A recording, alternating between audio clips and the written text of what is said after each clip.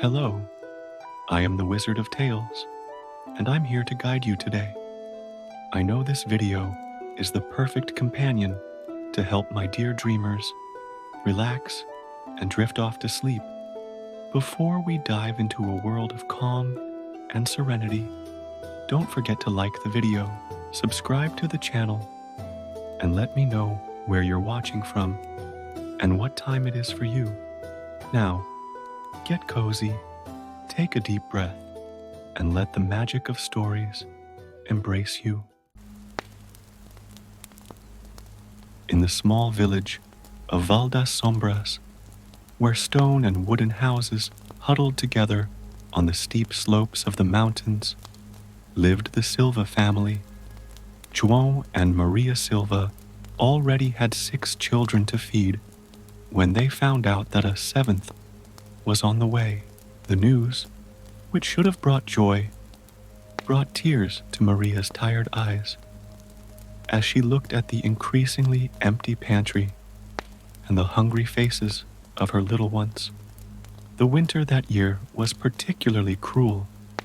The biting wind whistled through the gaps in the poorly sealed windows, and snow covered the fields where John used to work as a farmer. Maria's belly grew with the couple's worry.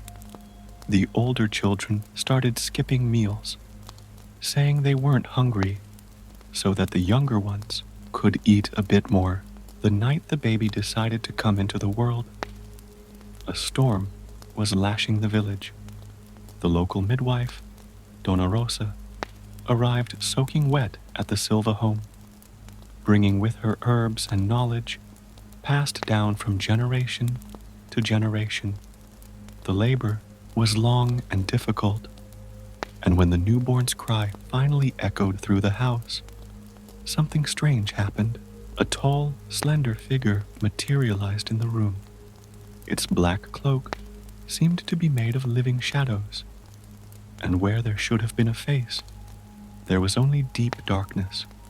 John and Mary were paralyzed with fear, but death, for it was death itself, raised its hands in a gesture of peace.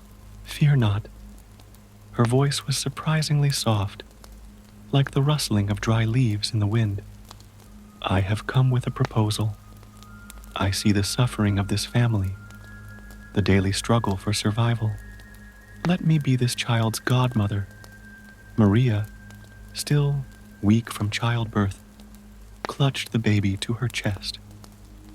"Why would death want to be a child's godmother?" she asked in a trembling voice. "Because I am the fairest of godmothers," replied the shadowy figure. "Rich or poor, young or old, all are equal to me, and to my godson I will give a special gift.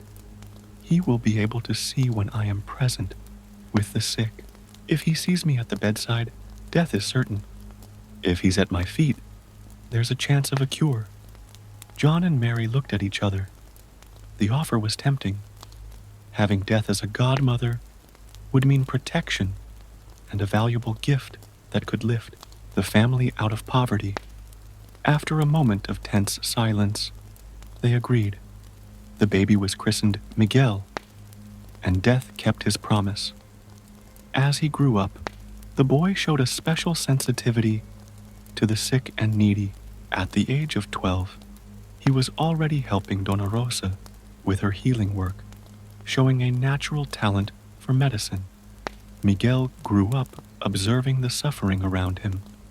He saw his older brothers leaving one by one to look for work in larger villages, while the younger ones continued to struggle against daily hunger.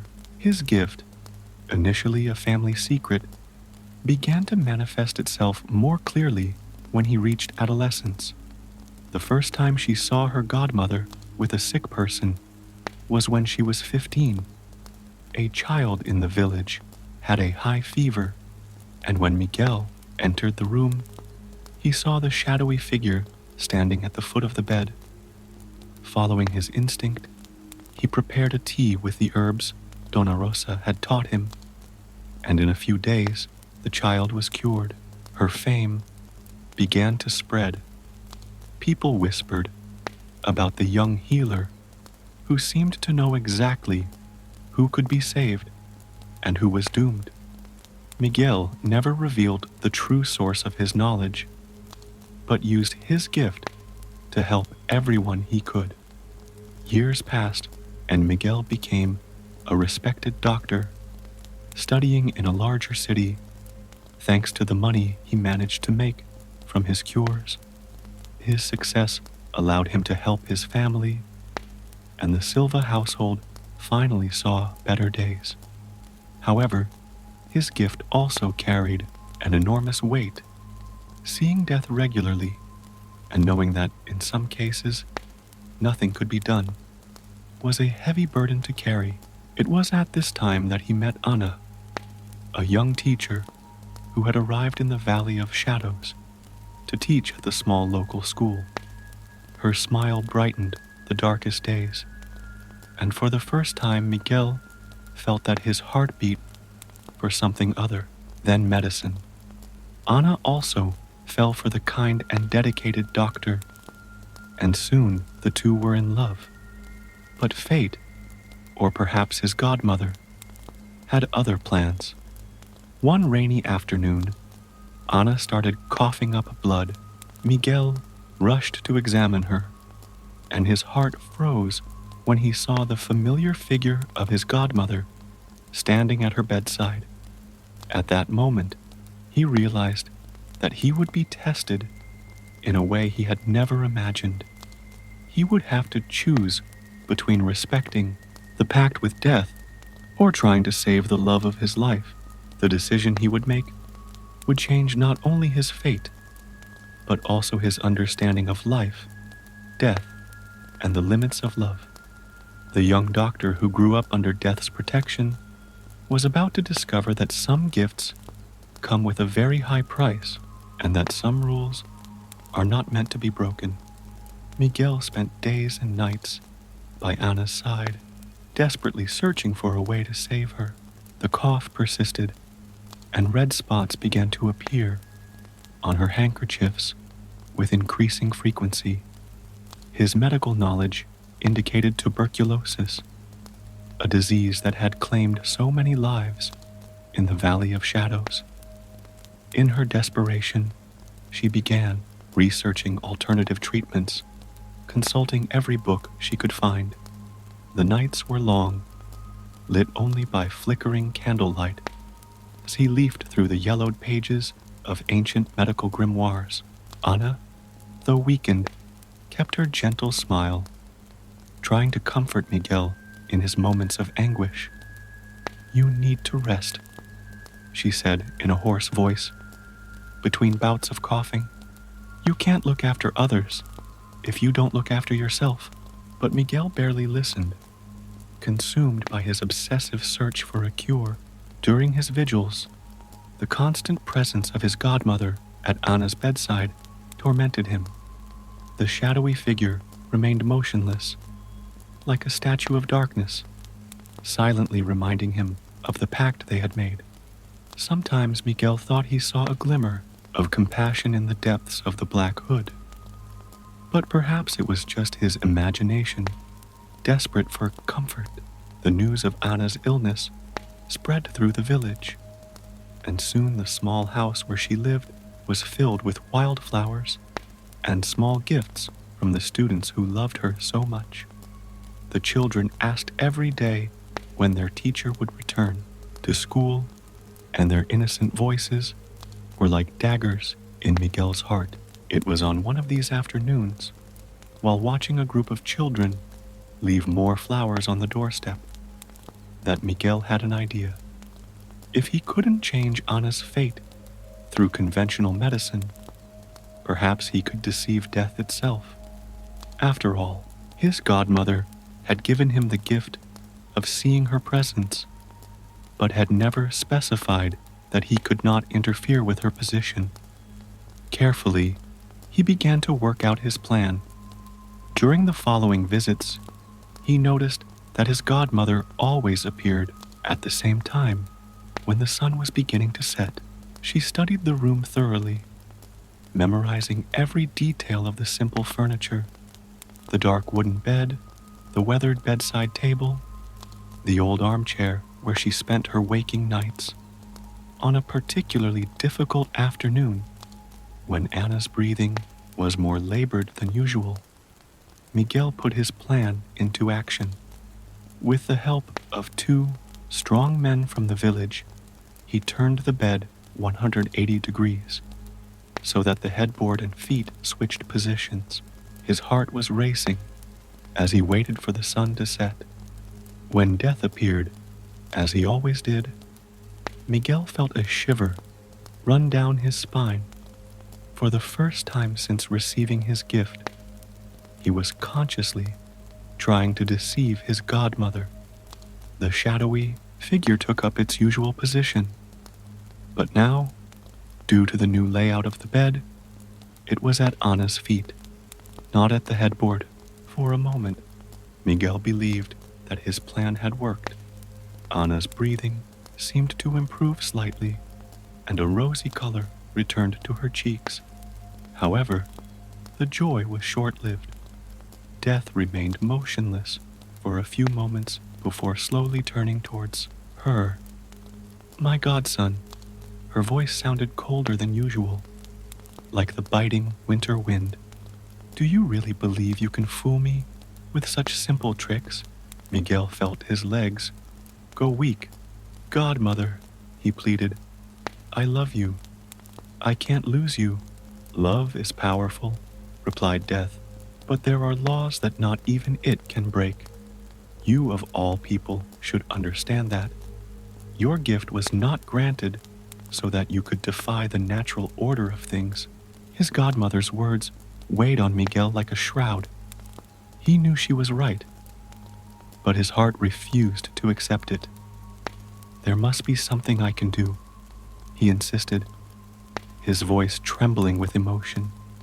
Death remained silent for a long moment before replying, "There are always choices, my godson, but every choice has its price. Are you willing to pay whatever it takes to save her?" Miguel didn't hesitate. "Anything. Even your gift. Even our connection." The question took him by surprise. His gift had defined his entire adult life, had allowed him to help hundreds of people, to lift his family out of poverty. It was a fundamental part of who he was. But as he looked at Anna, asleep and fragile in her bed, he knew he had no choice. "Yes," he replied firmly. "That's right." Death inclined his head slightly, in a gesture that could have been as much approval as regret. "Remember, my godson, that some choices cannot be undone, and some blessings, once renounced, never return." Miguel nodded, feeling the weight of his decision. What was about to happen would change his life forever, but if it meant saving Anna, he was willing to sacrifice everything.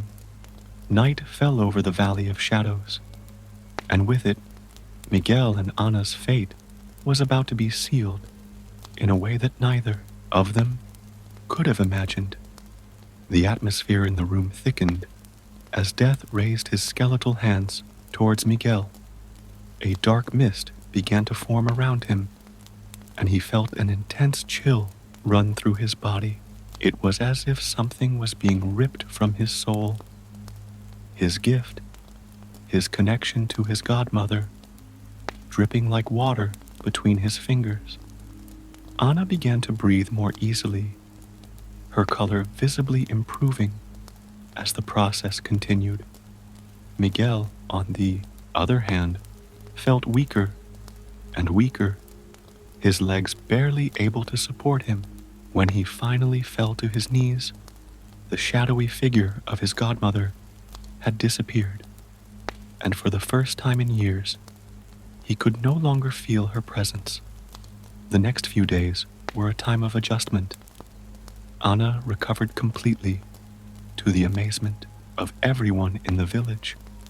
Miguel, meanwhile, had to relearn how to be a doctor Without his special gift, every diagnosis was now a challenge, every treatment an uncertainty.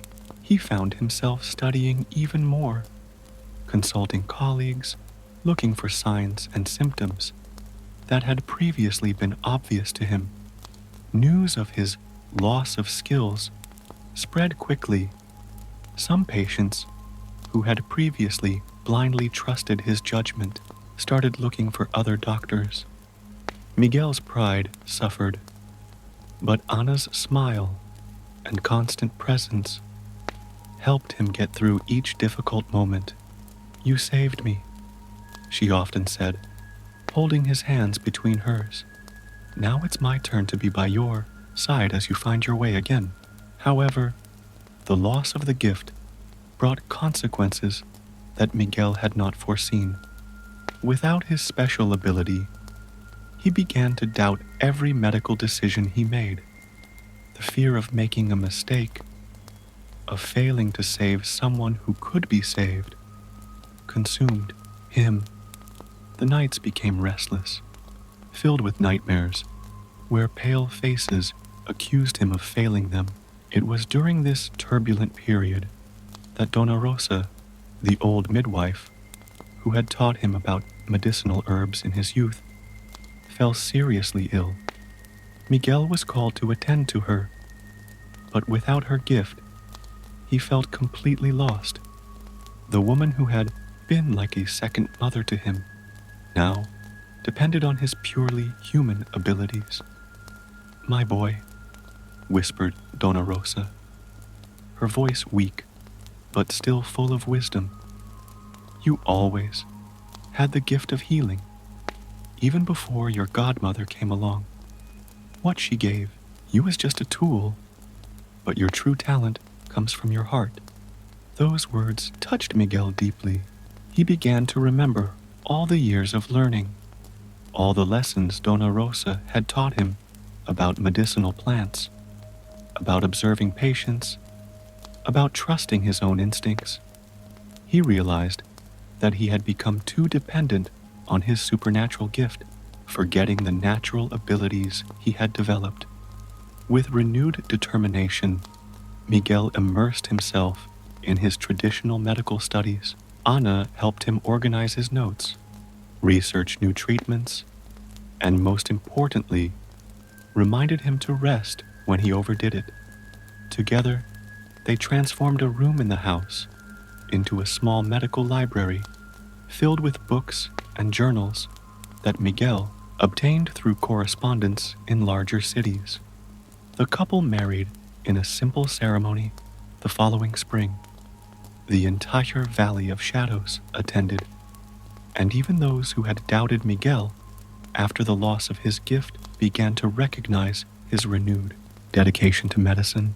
His reputation began to rebuild, no longer based on supernatural abilities, but on solid knowledge and genuine care for his patients.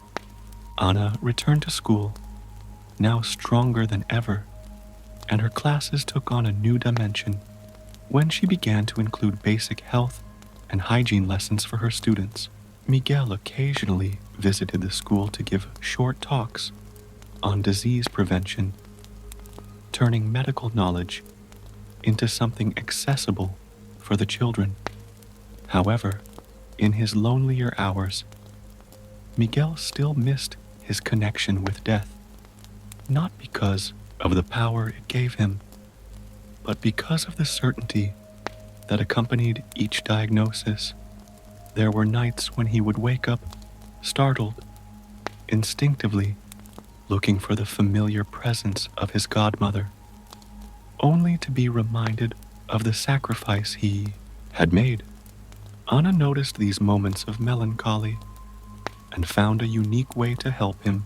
She began to keep a diary of the cases Miguel had successfully treated, documenting every recovery, every life saved through her conventional medical knowledge. "You see," she would say, showing him the filled pages, "you don't need supernatural gifts to make a difference." Life in the Valley of Shadows took its course. And gradually, Miguel found a new rhythm in his medical practice. He learned to trust his natural instincts more, to observe each patient more closely, and to accept that uncertainty was part of medicine. The community, in turn, came to respect him not for his mysterious powers, but for his tireless dedication and genuine compassion. Meanwhile, in the shadows beyond human perception, a dark figure watched his godson with something that could be interpreted as pride. Michael's sacrifice had proved something that death already knew, that true healing power did not come from supernatural gifts, but from love and dedication to others. However, this would not be the last time their paths would cross, for some bonds, even when apparently broken, remain eternally interwoven in the fabric of fate. The years passed in the Valley of Shadows, and Miguel and Ana built a life together that exceeded their most optimistic expectations. Miguel's practice, now established in a larger house near the center of the village, has become a place of hope for the locals. Even without his supernatural gift, he had developed an extraordinary medical intuition based on years of careful observation and constant study. Anna had transformed the local school into a learning center that went beyond letters and numbers. Her lessons on basic health and hygiene began to show practical results. The village's children were getting sick less often, and their parents began to adopt healthier practices in their homes. One particularly cold fall morning, Miguel was awoken by urgent knocks on his door. It was a miner, covered in dust and wide-eyed with panic. "Doctor, there's been a cave-in in the mine. There are several men trapped, some seriously injured." Miguel felt his heart racing. Ever since he lost his gift, accidents with multiple victims had been his biggest challenge. Not being able to see death meant having to make difficult decisions about who to prioritize for treatment.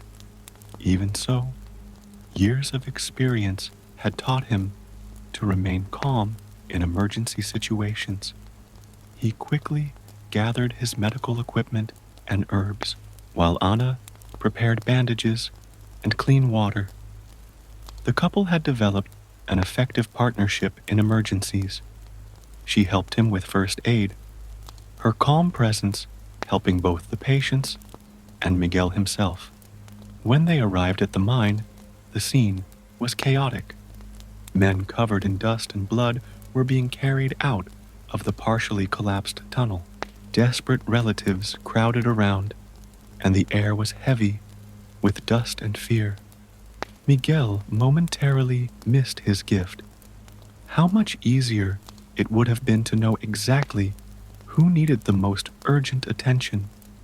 But there was no time for regrets. He began to examine the wounded methodically, prioritizing those with the most serious injuries. Anna organized a triage system using her teaching skills to coordinate the volunteers who arrived to help. Among the injured was João, Dona Rosa's eldest son, whom Miguel had helped bring into the world years ago. His body was crushed by a beam, and his breathing was shallow and irregular. Without his gift, Miguel couldn't tell if death was at his head or at his feet. But his years of experience told him that the situation was serious. While working tirelessly to save lives, Miguel began to notice something strange. A familiar, almost forgotten sensation began to manifest itself. It was like a tingling at the base of his neck, a peripheral awareness he hadn't felt for years. For a fleeting moment, he thought he saw a familiar shadow in the corner of his vision. He concentrated on his work, attributing the sensation to stress and exhaustion. The hours dragged by as he and Anna struggled to stabilize the most seriously injured. The sun was already setting when the last miner was rescued, and the final count was painful. 3 dead and 12 injured, some in critical condition. That night, while caring for the most serious patients in his makeshift clinic, Miguel finally understood what he was feeling. His connection with death, although much weaker than before, had not completely disappeared. It was like a distant echo, a muscle memory of his former gift. Perhaps, he thought, some bonds are too strong to be completely severed. The realization didn't bring back his former power, but it did offer a different kind of comfort. His sacrifice for Anna had not been in vain, but neither had it been a definitive sentence of separation from his godmother. Anna noticed the change in her husband in the days that followed. There was a new confidence in his medical decisions, a balance between natural intuition and acquired knowledge. "You look different," she commented one evening as they changed Juan's bandages. Miguel smiled softly. "I realized that I was never really alone on my journey," he replied. "The gift I received was only part of who I am as a doctor. The real gift was learning to trust in my own ability to help others." As the injured miners recovered, stories began to circulate around the Valley of Shadows. They spoke of how the doctor seemed to know exactly what each patient needed, how his presence brought peace even in the most difficult times. Some even whispered that his old gift had returned. But Miguel knew the truth. He had found a new kind of strength, born of the union between human knowledge and a more subtle connection with the mystery of life and death. John, against all expectations, began to show signs of recovery. His survival and rehabilitation became a symbol of hope for the village, proof that medicine, even without supernatural powers, could work miracles when practiced with dedication and love. Sometimes, on the quietest nights, when Miguel made his rounds of the inpatients, he felt that familiar presence hovering in the shadows. It was no longer the clear and defined gift of before, but a deeper and more subtle understanding of the mysteries of life and death. It was as if his godmother, even after his sacrifice, had never really abandoned him, only changed the form of her guidance. With the recovery of the miners and the new understanding of his changed gift, Miguel found a balance he had never imagined possible. His clinic was thriving, and together with Anna, they had become fundamental pillars of the Valley of Shadows community.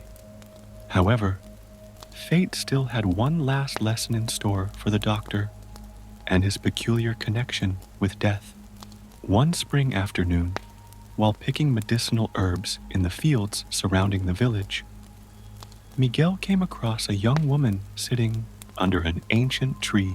Her black dress contrasted with the colorful landscape, and something about her presence seemed strangely familiar. "Hello, godson," said the young woman, her voice soft as the whisper of the wind among the leaves. She was his godmother, but in a form he had never seen before, more human, more approachable. Miguel sat down next to her, feeling that familiar tingle at the back of his neck intensify. "Why are you here?" he asked, noticing how the flowers around them seemed to be wilting slightly. "I've come to show you something," she replied, her gaze fixed on the horizon. You've learned a lot since you renounced your original gift, but there's still one last lesson to be shared. She reached out and gently touched Miguel's forehead. Instantly, his vision expanded in an extraordinary way.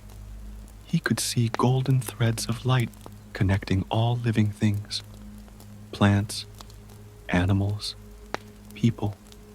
It was a complex and delicate web of life, pulsating with energy. "What are you showing me?" he asked, amazed at the sight. "The true nature of life and death," explained his godmother. "They are not opposites, as many people think, but part of the same cycle. Your original gift allowed you to see my presence, but this new understanding will show you something much deeper." Miguel watched as some of the golden threads gradually faded, while others shone more brightly. He understood that he was seeing the natural flow of life: birth, growth, decline, and death, all connected in an infinite pattern. "Your sacrifice for Anna was not just an act of love," Death continued. "It was a catalyst for your evolution. As a healer, you learned that true healing doesn't just come from knowing when someone is going to die, but from a deep understanding of the balance between life and death." In the days that followed, Miguel began to notice subtle changes in his way of practicing medicine. His intuition became even sharper, but in a different way. It was no longer a question of seeing death at the head or foot of the bed, but of understanding the vital flow of each patient. Anna noticed the transformation in her husband. "Your eyes look different," she commented one evening as they prepared medicinal herbs together, "as if you could see beyond what's on the surface." Miguel smiled, hugging her.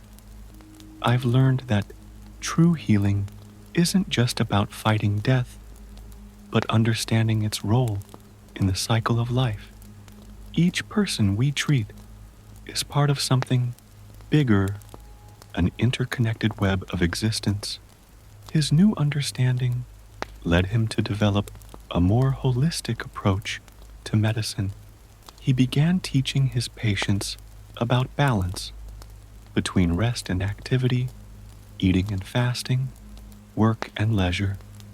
The clinic became a healing center that treated not only physical ailments, but also offered comfort for the soul. The Valley of Shadows also began to change.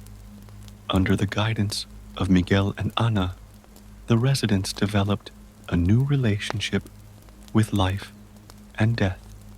The funeral rituals, which had previously been filled only with sadness, began to include celebrations of the life lived. People learned to accept death as a natural part of existence, without losing hope or love for life. One starry night, while walking home after attending a difficult birth, Miguel felt his godmother's presence again. She was different now, neither the shadowy figure of their first meetings, nor the young woman from the field of flowers, but something in between. "You finally understand," she said, her voice mingling with the night wind. "The real gift was never seeing my presence, but understanding the balance between the worlds." Miguel nodded, watching the stars above. "Every life I help bring into the world, every death I witness, every healing I perform, it's all part of a greater cycle. And that's why you were chosen as my godson," replied Death. "Not to have power over life and death, but to be a guardian of balance, a healer who understands both the preciousness of life and the naturalness of death." When he got home, he found Anna asleep in her favorite chair, a storybook on her lap. The moonlight bathed her serene face, and Miguel could see the golden threads of life shining around her, strong and vibrant. His sacrifice years ago had not been a loss, but a transformation, the beginning of a deeper understanding of his role as a doctor and as a human being. The Valley of Shadows remained his home, a place where life and death danced in delicate balance, and where a doctor, blessed with a unique gift, learned that the greatest power lies not in controlling fate, but in understanding and accepting its natural flow. And on the quietest nights, when the wind whispered through the trees, Miguel knew that his godmother was always close by, no longer as a presence to be feared, but as an old friend who had guided him on a journey of discovery and transformation.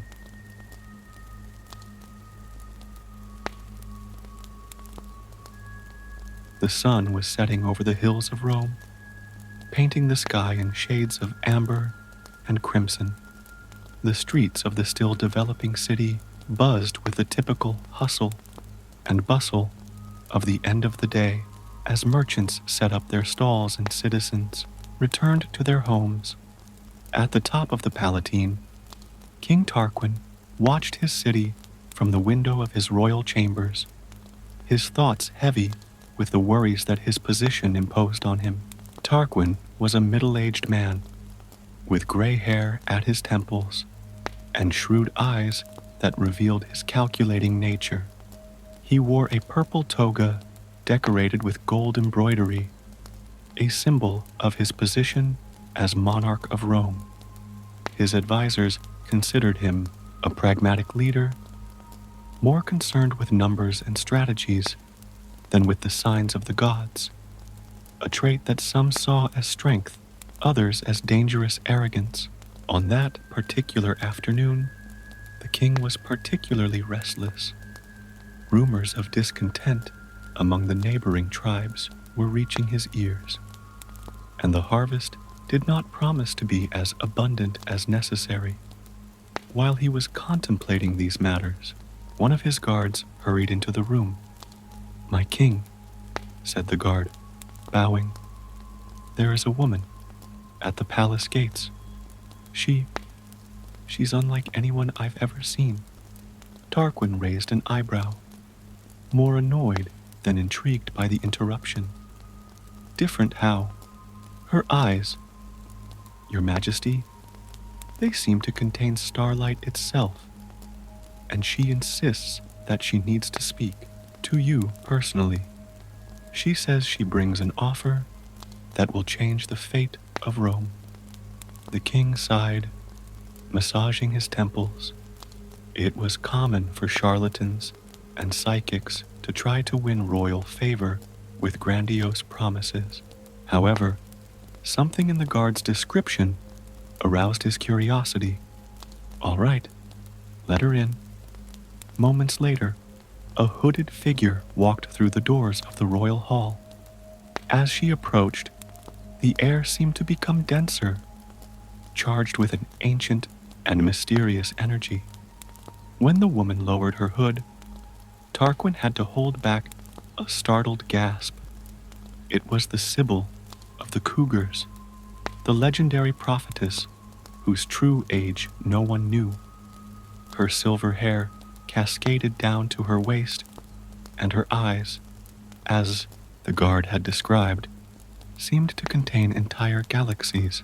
In his arms, he carried 9 volumes, bound in ancient leather, each emanating a subtle aura of power. King Tarquin. His voice was as melodious and ancient as time itself. "I carry with me the destiny of Rome."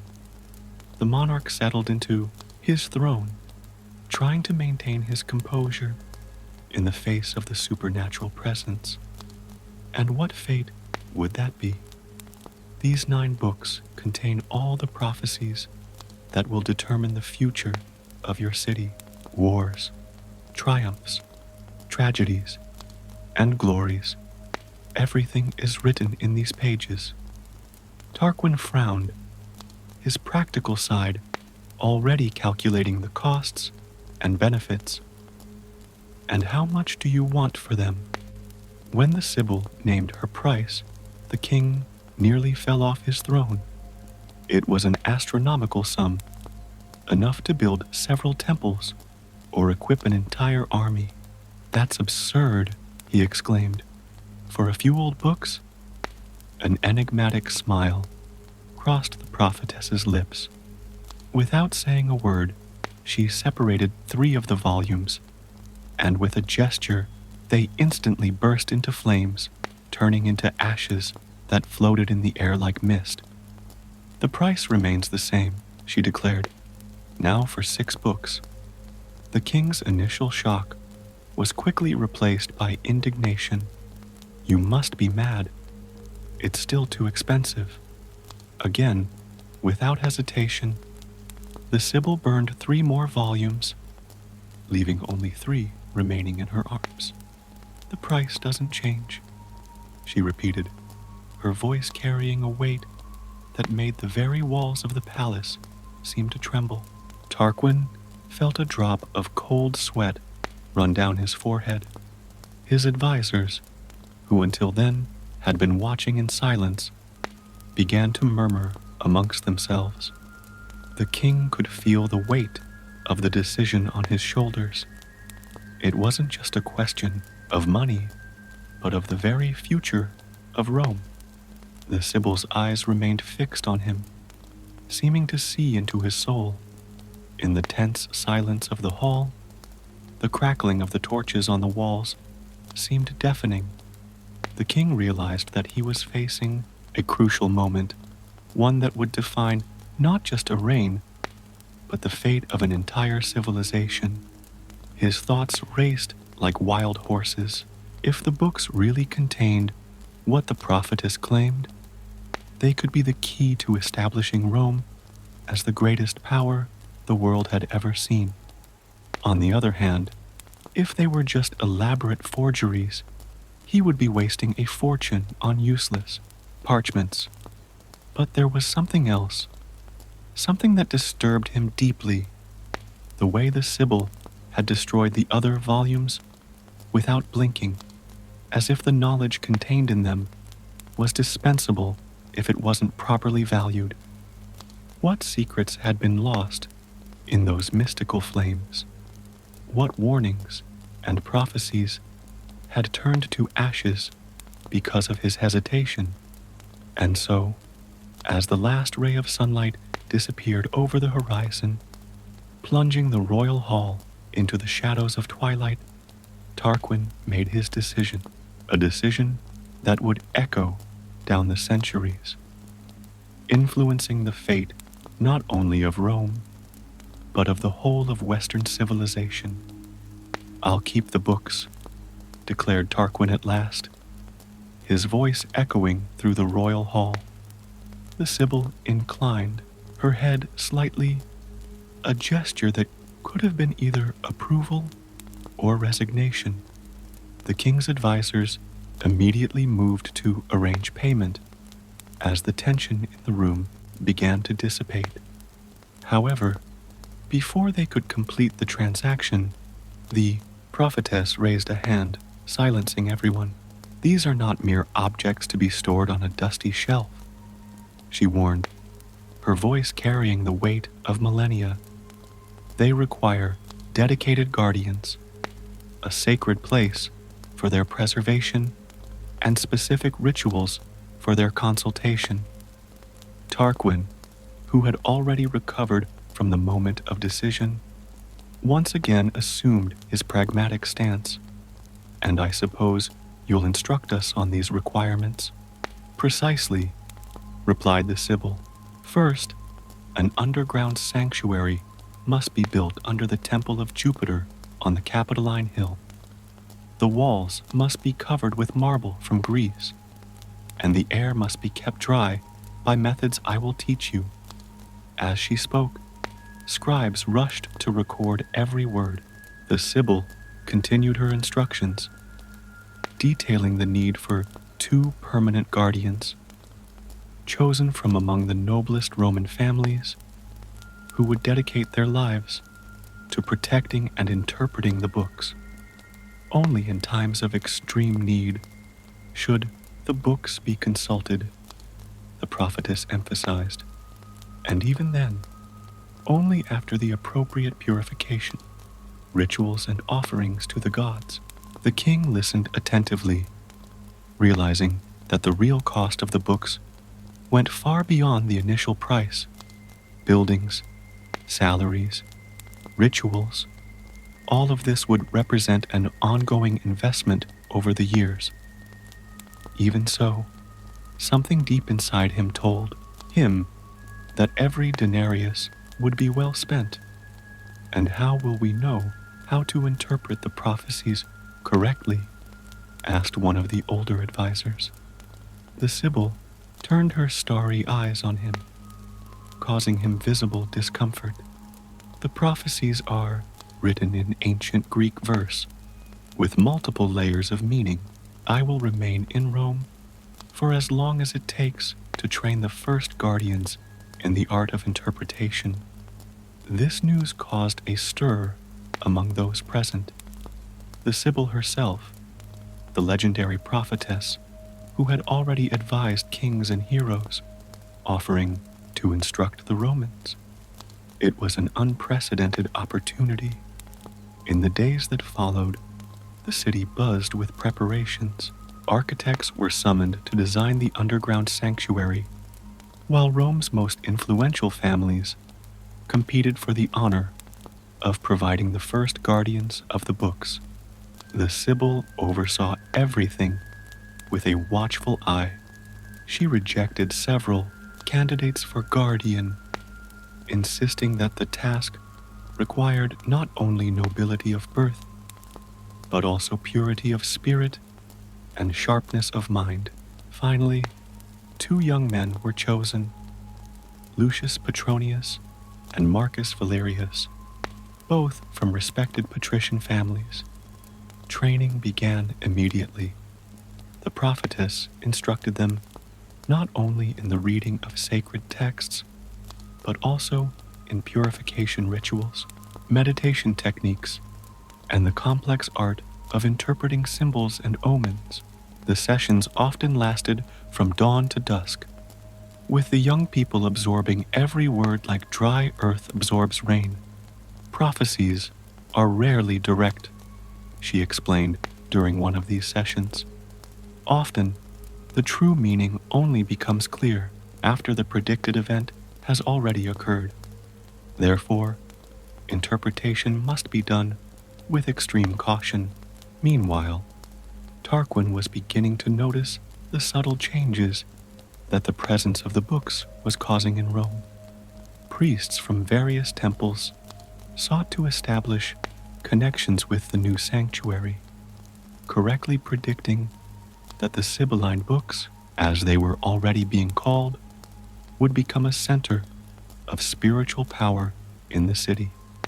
The population itself seemed more confident, as if the presence of the prophecies provided an anchor of security in uncertain times.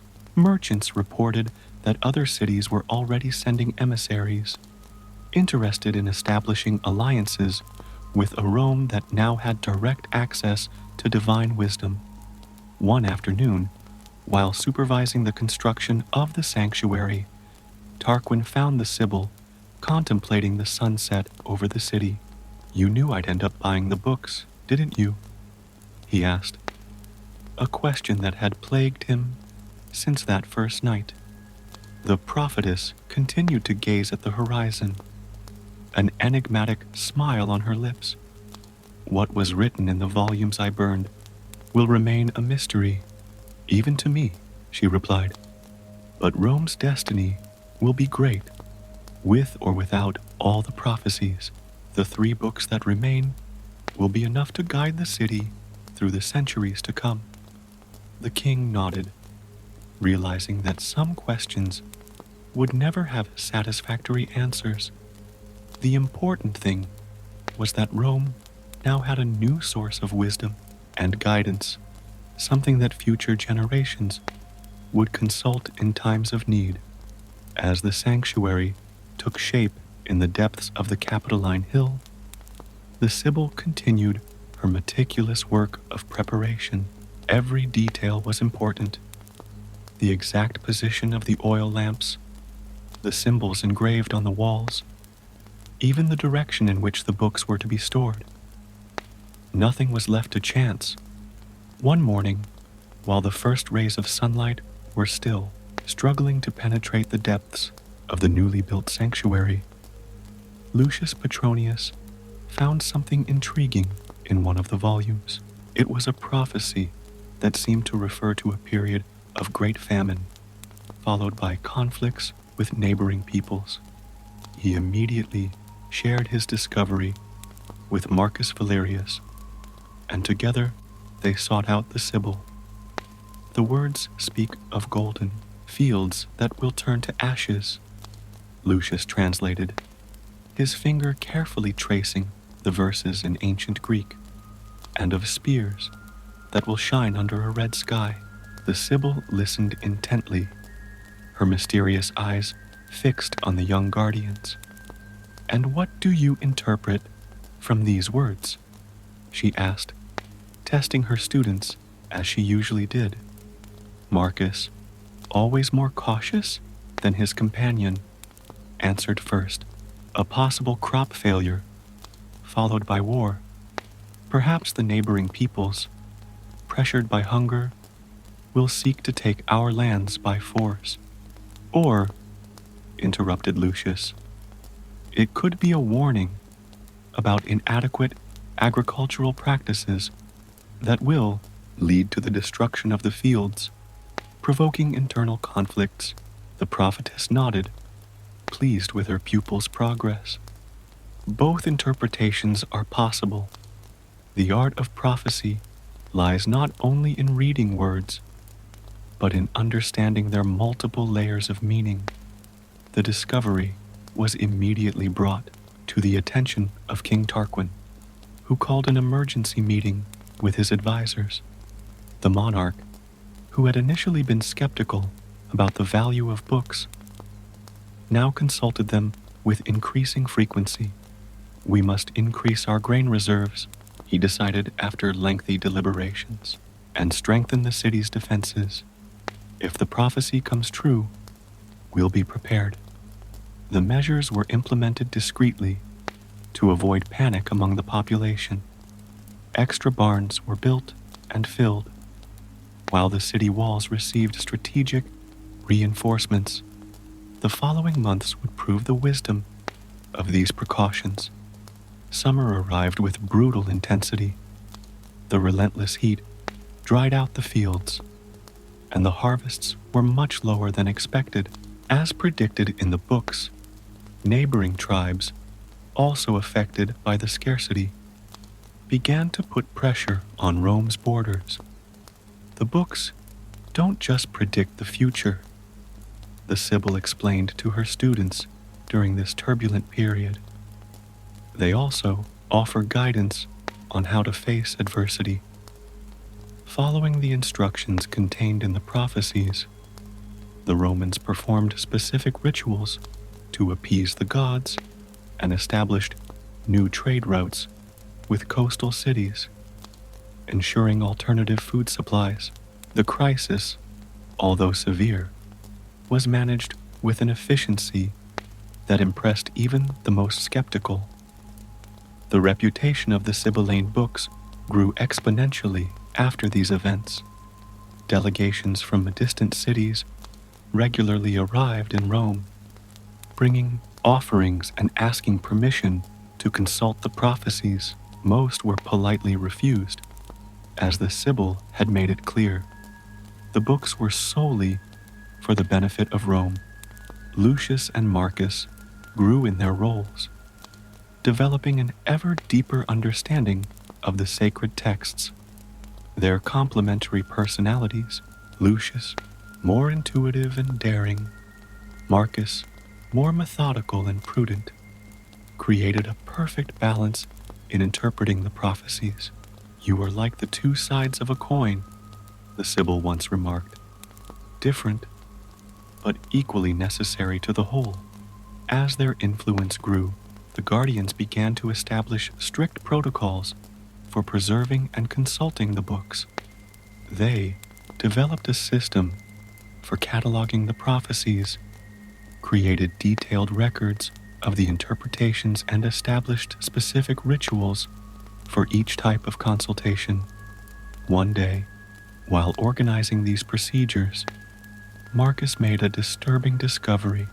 There are prophecies here, he told the Sibyl, that seem to stretch centuries into the future. Some speak of events so far away that I can hardly imagine them. The prophetess smiled mysteriously. Time is like a river with many tributaries.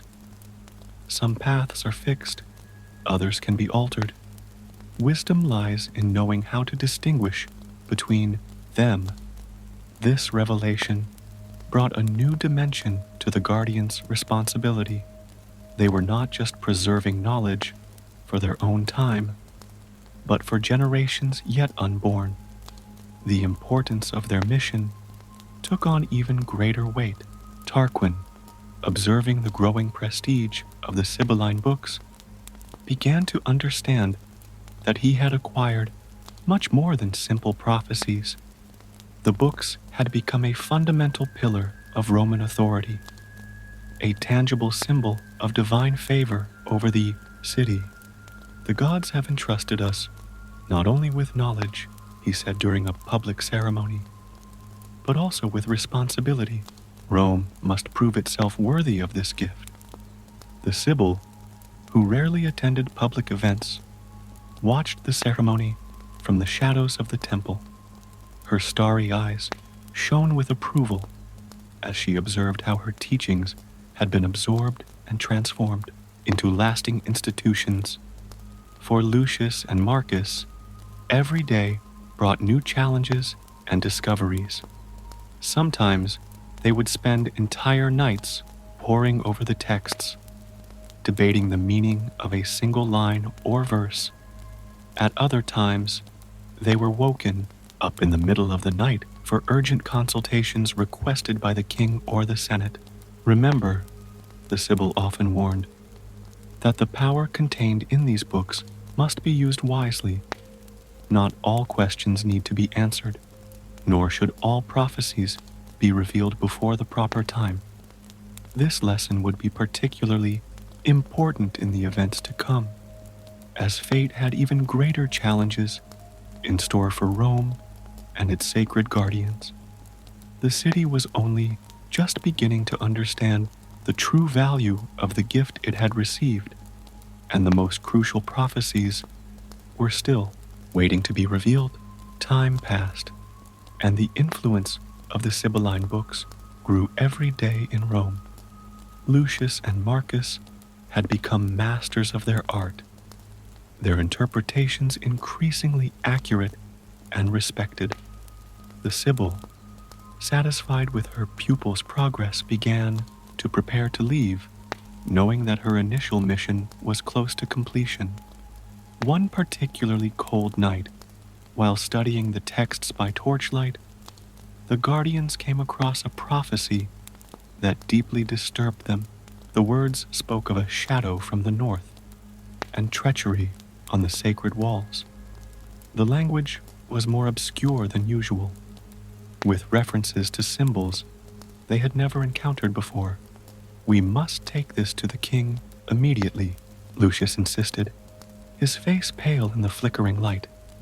Marcus, however, hesitated. The Sibyl taught us that not all prophecies should be revealed hastily. We need to fully understand their meaning before causing alarm. As they debated, the Sibyl herself emerged from the shadows of the sanctuary. Her starry eyes seemed brighter than ever, reflecting the gravity of the moment. "You have found one of the most important prophecies," she said, her voice echoing off the marble walls. "One that will test not only your wisdom, but also your courage." The young guardians listened attentively, as the prophetess explained that some predictions carried the power to alter their own fulfillment if revealed at the wrong time. It was a delicate balance between preventing disasters and not precipitating their occurrence through fear and distrust. But how will we know the right moment? Asked Marcus, his usual confidence shaken by the responsibility of the decision. The Sibyl smiled enigmatically. The signs will come. You will learn to recognize them, just as you learned to interpret the verses. In the days that followed, the tension in the sanctuary was palpable. The guardians redoubled their vigilance, watching closely for any indication that could be related to the prophecy.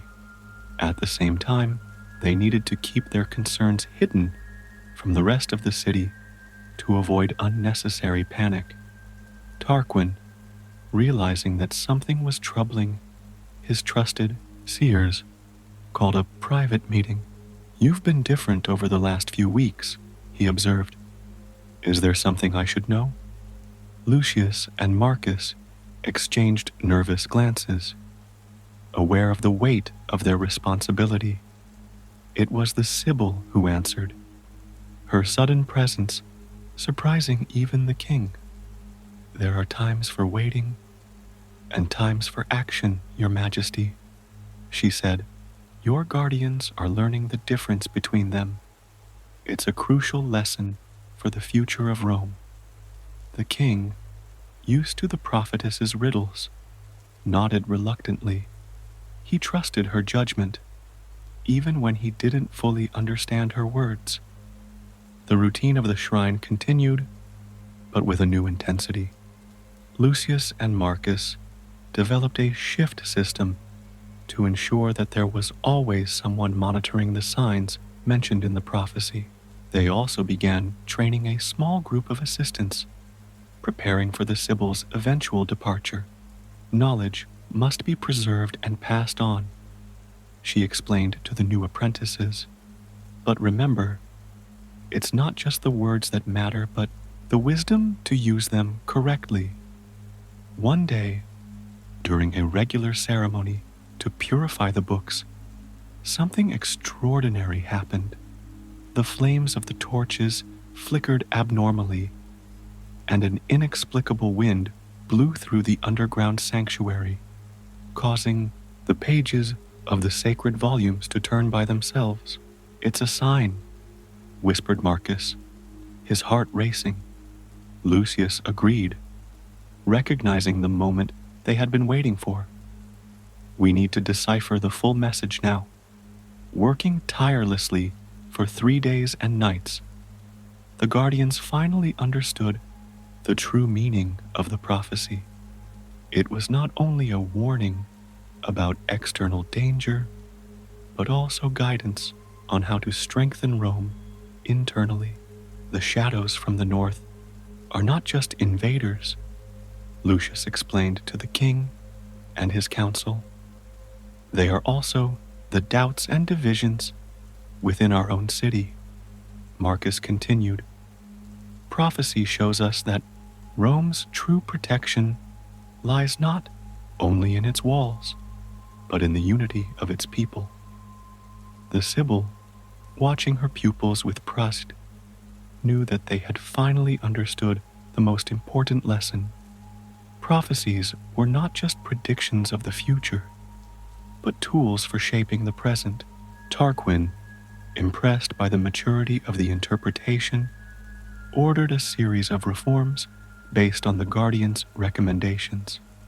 The city's defenses were strengthened, but equal attention was paid to improving citizens' living conditions and strengthening ties between the different social classes. The Sibylline books are not just a treasure of Rome, declared the king in a public assembly. They are a constant reminder of our responsibility to one another. The prophecy that had so troubled them was beginning to reveal itself not as an omen of destruction, but as a catalyst for positive change. The city was strengthening not only in its physical defenses, but also in its community spirit. One afternoon, as the sun was setting over the Capitoline Hill, the Sibyl gathered her disciples for an important announcement. "My time here is coming to an end," she said, her starry eyes shining with a soft light. "You are ready to carry this burden alone." Lucius and Marcus felt the weight of these words. They had grown up under the tutelage of the prophetess, but the prospect of continuing without her guidance was daunting. However, they knew that this moment had always been destined to arrive. "The books are now truly yours to keep and interpret," she continued. "Use them wisely, for the future of Rome will depend very much on the decisions you make." The morning after her departure was announced, the Sibyl conducted one last ritual with her disciples. The sanctuary was lit only by torches, creating dancing shadows on the marble walls. The air was charged with the scent of sacred herbs, burning in bronze braziers. "There's one last lesson I need to share," she said, her voice echoing in the sacred space. "The books I have kept for millennia and now entrust to you contain more than words. They carry the very essence of time." Lucius and Marcus listened attentively, aware that the prophetess's every word was precious. She continued, "Prophecies are not chains that bind us to a fixed destination, but rivers that we can navigate wisely. The future is like clay in the hands of a potter. It can be molded, but it requires skill and respect for the material." As she spoke, the Sibyl made ritual gestures over the 3 sacred volumes, her hands tracing ancient symbols in the air. The air in the sanctuary became denser, as if charged with divine energy. "You will notice," she continued, "that some pages seem to change subtly over time. It's not an illusion. Books are alive. They grow and adapt as Rome evolves. That's why they need guardians, not just protection." This revelation surprised the young priests. Marcus, always the most analytical, asked, "How will we know if we are interpreting these changes correctly?" The Sibyl smiled, her starry eyes shining with approval at the question. "Rely on the wisdom you have developed. Changes are never random. They follow patterns that you will learn to recognize." In the days that followed, the prophetess worked tirelessly to pass on her latest teachings. She showed them ancient techniques for preserving the scrolls, purification rituals that would keep the book's energy balanced, and secret methods of interpretation that went beyond the written words. News of his imminent departure soon spread throughout the city. Citizens from all walks of life began to gather near the temple, hoping to catch one last glimpse of the legendary prophetess. Some brought offerings, others simply wished for her blessing. Tarquin organized a farewell ceremony, publicly acknowledging the Sibyl's importance to Rome. "Our city will be eternally grateful," he declared in front of an assembled crowd, "not just for the sacred books, but for the wisdom she taught us to use them." During the ceremony, the prophetess remained serene, but her eyes revealed deep emotion. She knew she was witnessing the beginning of a new era for Rome, an era in which the city would learn to walk on its own 2 feet, guided by the wisdom of the books, but not dependent on it.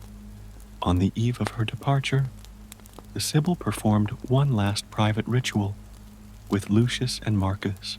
In the silence of the sanctuary, she revealed a final prophecy, not from the books, but from her own lips. Rome will face trials that will test its strength to the limit, she prophesied, her voice carrying a power that made the very stones of the temple vibrate. There will be moments of unparalleled glory and moments of deep darkness. The books will guide the city through these times, but only if their keepers maintain purity of purpose and clarity of vision. Lucius and Marcus felt the weight of these words in their souls. It wasn't just a prediction, but a sacred responsibility being passed into their hands. And remember, she added, with a gentle smile, that even after my departure, you will never truly be alone. The wisdom of books will be your constant companion. The next morning, before sunrise, the Sibyl left. There were no grand ceremonies or elaborate farewells. She simply disappeared into the early morning mist, as mysteriously as she had arrived. Lucius and Marcus fully assumed their responsibilities as guardians. Under their guidance, the Sibylline books became a fundamental institution of the Roman Republic, consulted in times of crisis and celebrated in times of prosperity. Years turned into decades, and decades into centuries. Rome grew and expanded, facing challenges and winning victories, always guided by the wisdom contained in the 3 sacred volumes. Different generations of guardians followed one another, each adding their own observations and interpretations to the Sibyl's legacy. The prophecies continued to prove true, some in surprising and unexpected ways. The books proved their worth, time and time again, saving Rome from disaster and guiding the city to some of its greatest achievements. The sanctuary on the Capitoline Hill has remained a place of power and mystery, a constant reminder of the day when an immortal prophetess offered the eternal city not only knowledge of the future, but the wisdom to shape it. And so the story of the Sibylline books became an integral part of Rome's own history, a testimony to the power of divine wisdom and the importance of preserving it for future generations. The Sibyl's legacy has lived on through the centuries, not only in the scrolls she left behind, but in the spirit of reverence and responsibility she instilled in their keepers. As she had predicted, the books continued to grow and adapt along with Rome, her words always finding new meanings for new times. And on silent nights, when the moon bathed the temple in its silvery light, some said they could see the reflection of starry eyes in the ancient pages, as if the Sibyl was still watching over her most precious gift to humanity.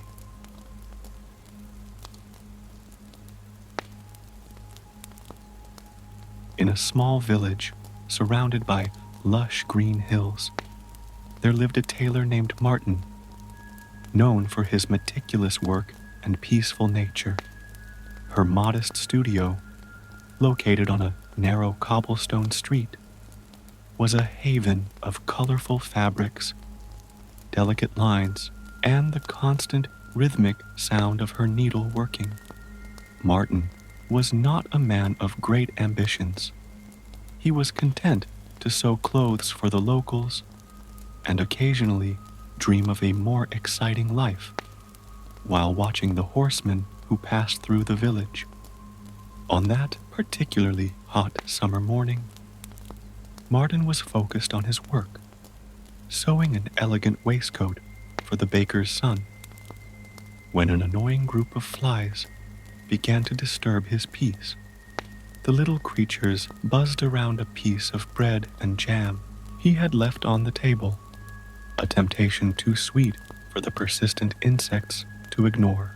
Frustrated after several attempts to scare them away, Martin took a piece of fabric, and in a quick and precise movement, the result of years of practicing the art of sewing, struck the air. To his surprise, when the cloth hit the table, 7 flies lay motionless. A proud smile appeared on his lips as he contemplated his unexpected feat. 7 at once, he exclaimed to himself, marveling at his own prowess. At that moment, a mischievous idea crossed his mind. Taking his finest gold thread and a piece of new leather, he began to carefully embroider the words 7 at a time on his work belt. The result was impressive. The letters shone in the sun that came through the studio window. Satisfied with his work, Martin decided to take a walk around the village using his new belt. As I walked through the busy streets of the market, people began to notice the inscription. The whispers spread quickly, but something curious happened.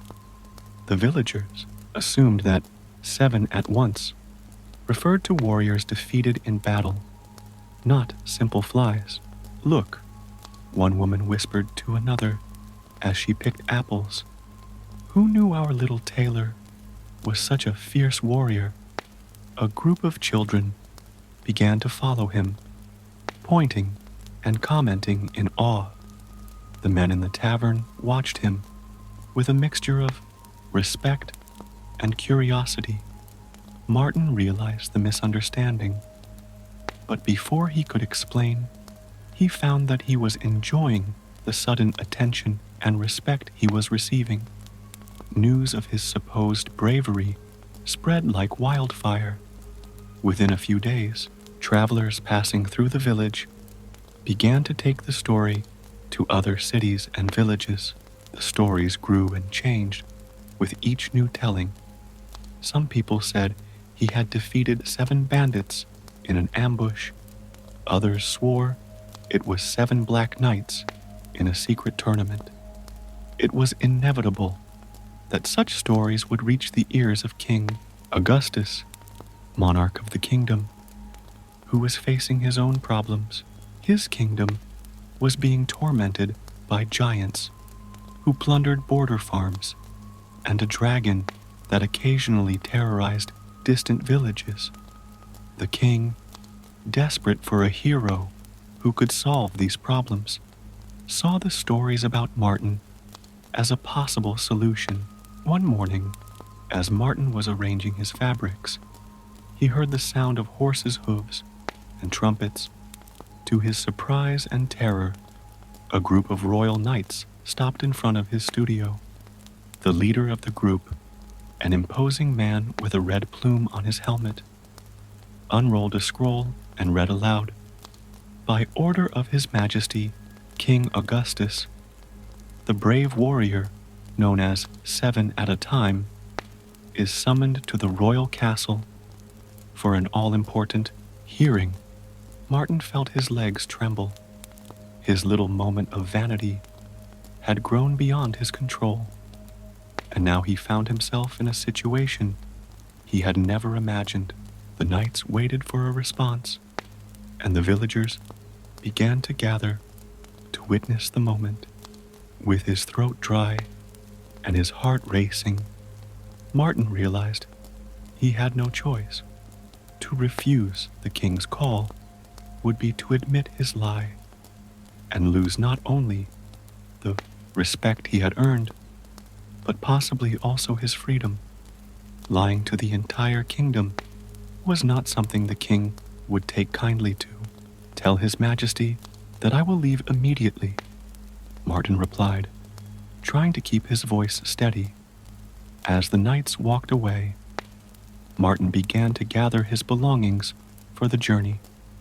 Among his sewing instruments, he chose his sharpest scissors and some needles, tools he knew, as well as a warrior knows his sword.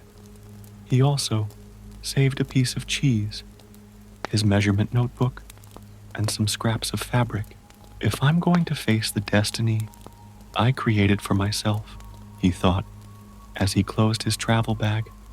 At least I'll take with me the things I know how to use. The news of his departure spread quickly throughout the village. People lined the streets to watch him leave, offering words of encouragement and small gifts for the journey. Martin watched their hopeful faces and felt the weight of responsibility growing on his shoulders. He had unintentionally become a symbol of hope for those people.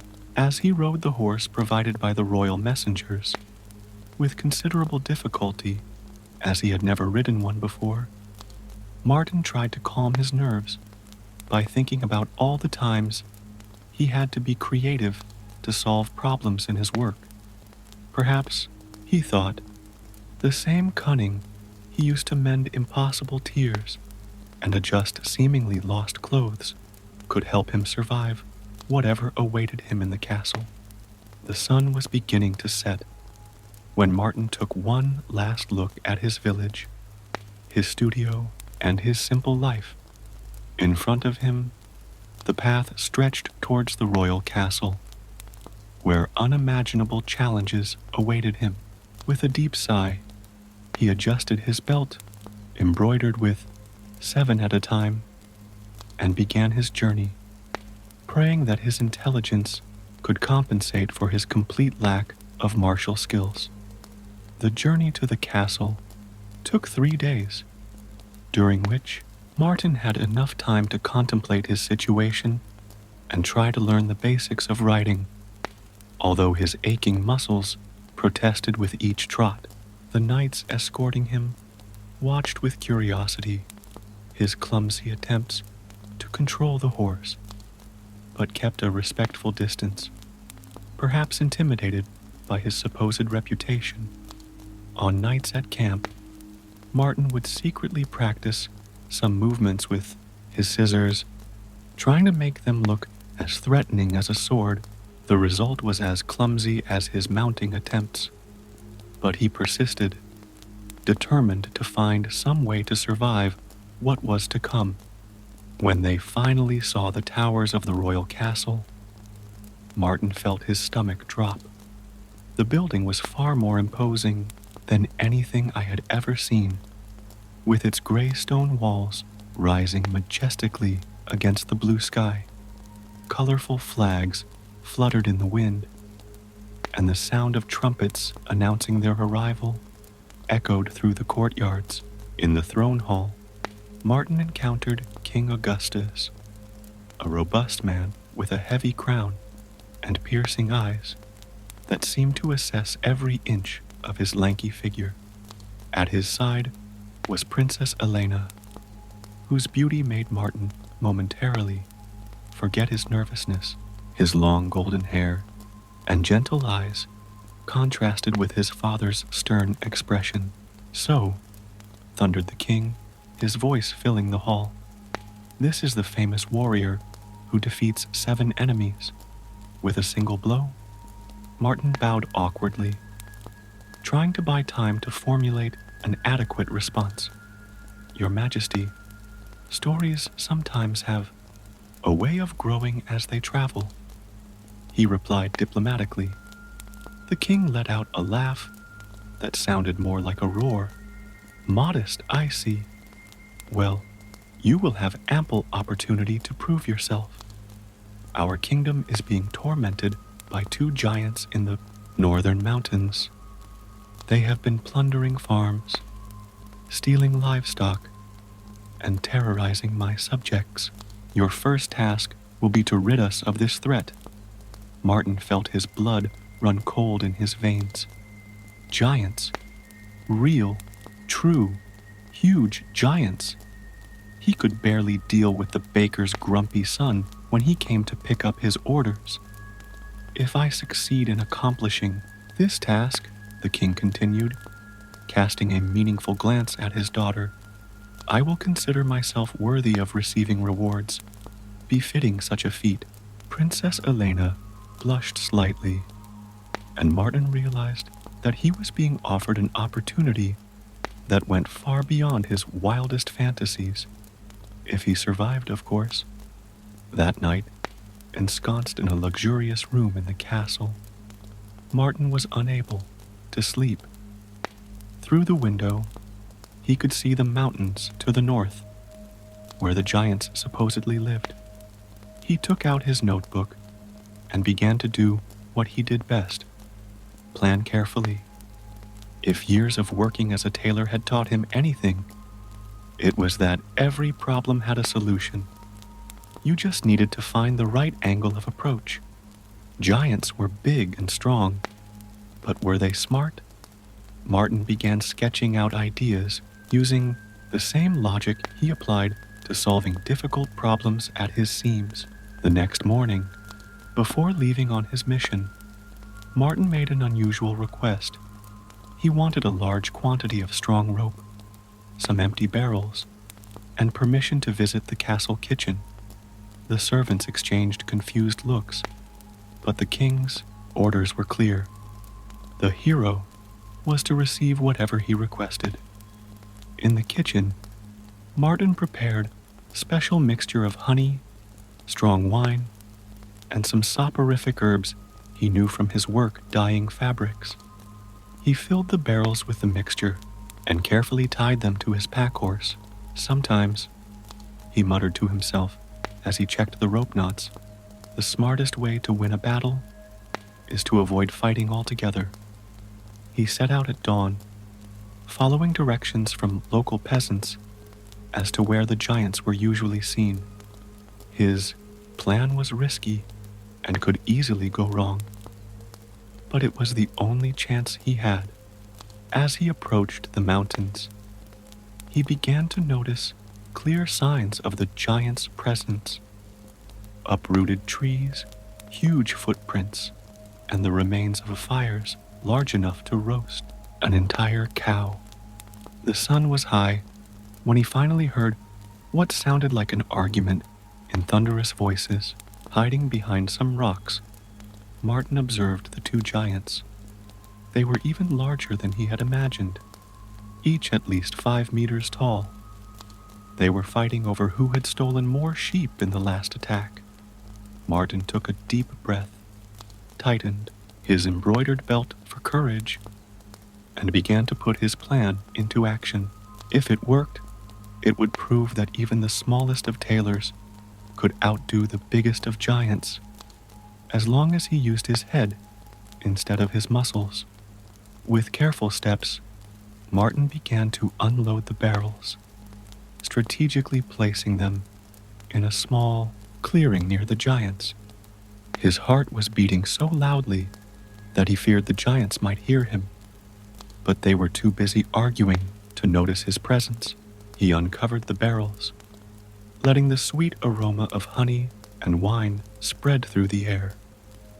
As predicted, it didn't take long for the smell to catch the giants' attention. Martin watched, hidden, as they sniffed the air like bloodhounds. "Do you feel it, brother?" asked the largest of the giants, his enormous nose moving like a trunk. "Yes, something sweet and strong," replied the other, already moving towards the barrels. Martin had bet on the giant's known weakness for strong drink, information he had gleaned from the villagers' stories. He watched tensely as the giants discovered the barrels and, like big, greedy children, began to drink directly from them. "This is better than stealing sheep," exclaimed one of them, with honey and wine running down his shaggy beard. The tailor waited patiently, counting the minutes while the giants emptied the barrels.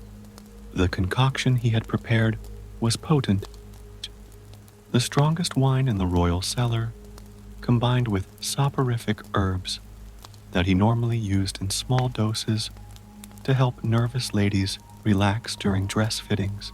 Gradually, the giants' thundering voices began to slur, their laughter slower. Martin watched with satisfaction as the first giant staggered and fell into a sitting position, soon followed by his brother. "I'm sleepy," one of them murmured, his eyes already heavy. Just a nap, replied the other, sliding to the side. When they both finally fell asleep, snoring so loudly that the birds fled from the nearby trees, Martin came out of hiding.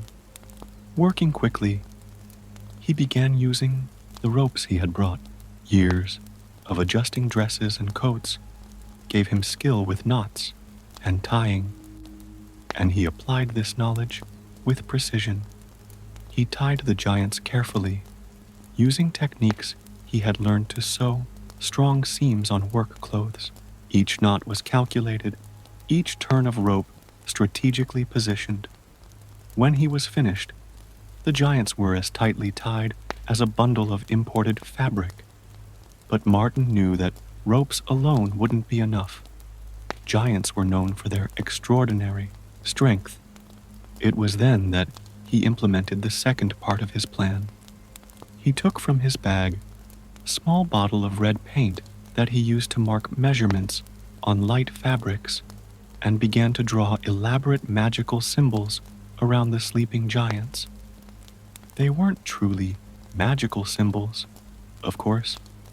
They were just drawings he'd seen in an old book in the castle library, but they seemed convincing enough, especially for giants who weren't known for their intelligence. When the giants finally began to awaken hours later, Martin was ready. He stood before them with his scissors raised, trying to appear as imposing as possible. "Ah, they're finally awake," he said, keeping his voice firm despite his fear. "I see you have fallen into my magical trap."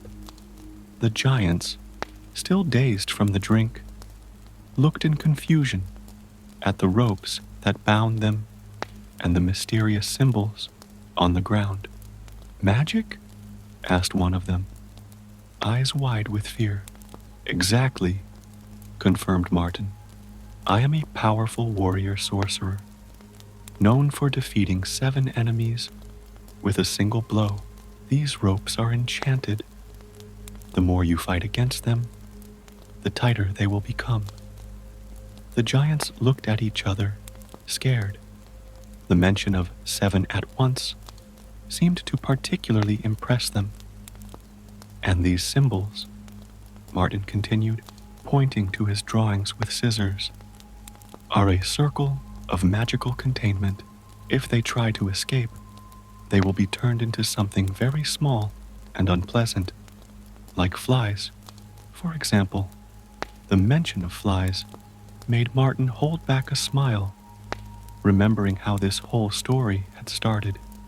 "Please, mighty sorcerer," begged the smaller giant, "don't turn us into flies. We'll do anything." "Anything?" Martin asked, raising an eyebrow. "Well, I have a proposal for you. The king is very unhappy with your attacks on the farms and villages. If you promise to leave the kingdom and never return, I might consider freeing you from this spell." The giants quickly agreed, making solemn promises and swearing by all that was holy that they would never again disturb the kingdom. Martin pretended to perform an elaborate spell removal ritual, making grandiose gestures with his scissors and reciting some Latin words he remembered from a prayer book. When he finally freed them, the giants stood up shakily and began to walk away as quickly as they could, occasionally looking back to make sure they were not being followed by the terrible warrior sorcerer. Martin waited until they were out of sight before collapsing on the floor, shaking with relief and laughing at the absurd situation. He had defeated 2 giants using only his intelligence, a little knowledge of herbs, and a lot of imagination. He gathered up his ropes and erased the symbols from the ground before mounting his horse to return to the castle. I was eager to see the king's reaction when he told how he had solved the problem of the giants. although perhaps it would be better to omit some details about his magical powers. As he rode back, he thought about Princess Elena and how her kind eyes had inspired him to be braver than he had ever imagined possible. Perhaps, he thought, there was more than one kind of courage in the world, and his, although different from that of traditional knights, was no less valuable. The sun was beginning to set when he saw the castle towers on the horizon. His first great test had been overcome, but something told him that the king would have more challenges prepared to test his worth. Martin adjusted his embroidered belt and smiled. He was beginning to like this hero life, even if his only real power was his ability to think outside the box. The news of Martin's victory over the giants spread quickly throughout the castle. King Augustus, impressed by the tailor's success, organized a grand banquet to celebrate. During the party, Martin found himself sitting next to Princess Elena, who was watching him with growing interest. "How did you manage to defeat such fearsome creatures?" she asked, her eyes shining with curiosity. Martin hesitated for a moment before replying, "Sometimes, Your Highness, the greatest strength is knowing when not to use force at all." The princess smiled, clearly intrigued by his cryptic response. But before they could continue their conversation, the king stood up, silencing the hall with his imposing presence. "Valiant warrior," proclaimed the king, his voice echoing through the hall. "You have proven yourself against the giants. But there is another threat plaguing our kingdom.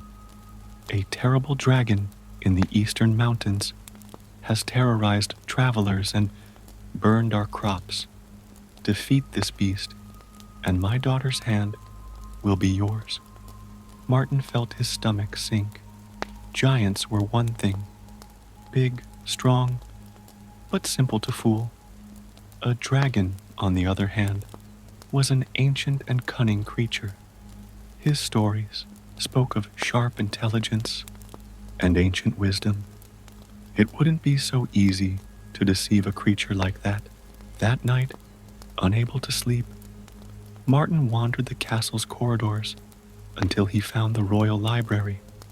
Among stacks of dusty books, he began researching everything he could about dragons. It was there that Elena found him, hours later, surrounded by ancient tomes and making notes in his measurement notebook. "I can't sleep, knowing that you're leaving tomorrow to face the dragon," she confessed, sitting down next to him. Martin looked at her, surprised by her frankness. "I confess that I am also worried, Your Highness. Dragons are not known for their susceptibility to simple tricks." Elena picked up one of the books he was studying. "This one," she said, pointing to a specific page, "talks about how dragons are vain creatures and proud of their treasures." An idea began to form in Martin's mind. "Vanity," he muttered thoughtfully. "It reminds me of some of my most demanding clients."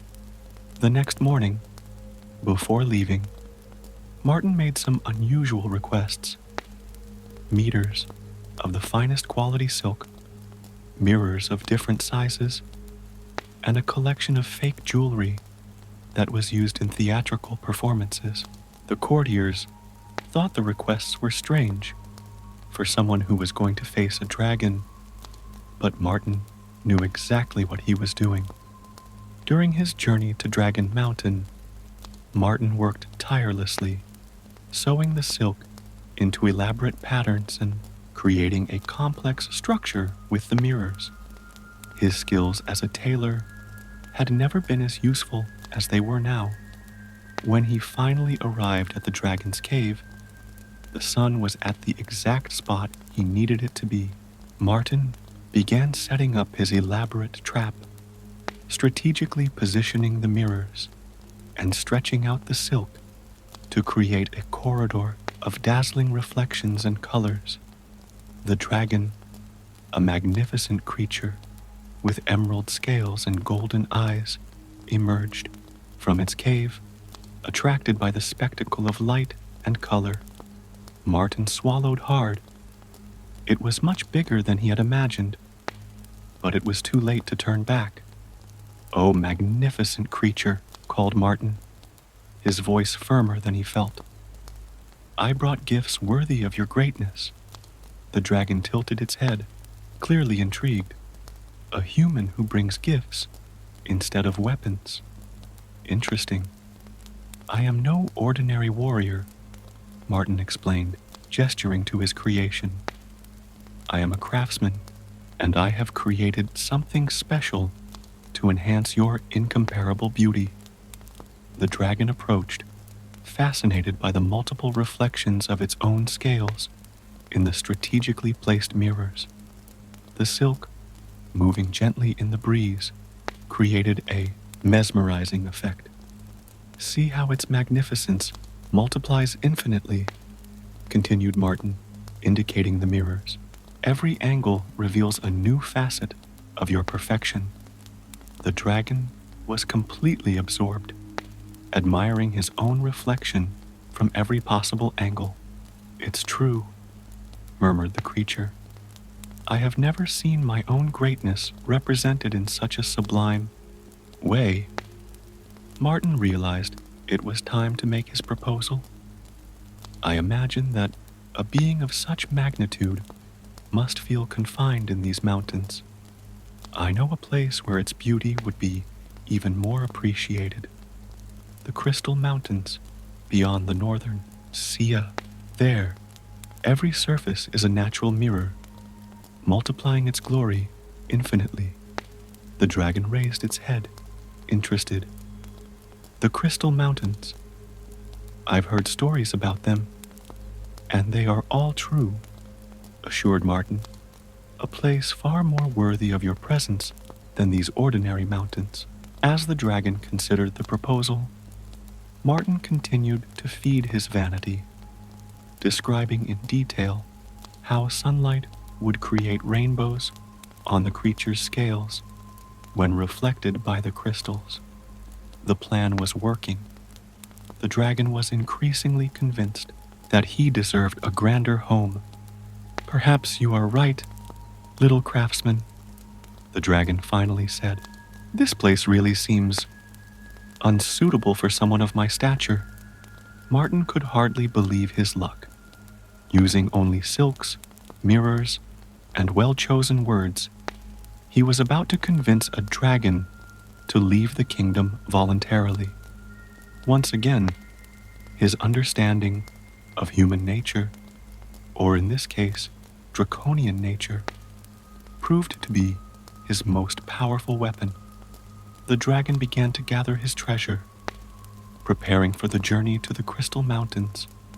Martin watched, still tense but with growing relief. He had found a solution that involved no violence or bloodshed, just an astute understanding of psychology and a creative presentation. When Martin returned to the castle, he was greeted like a true hero.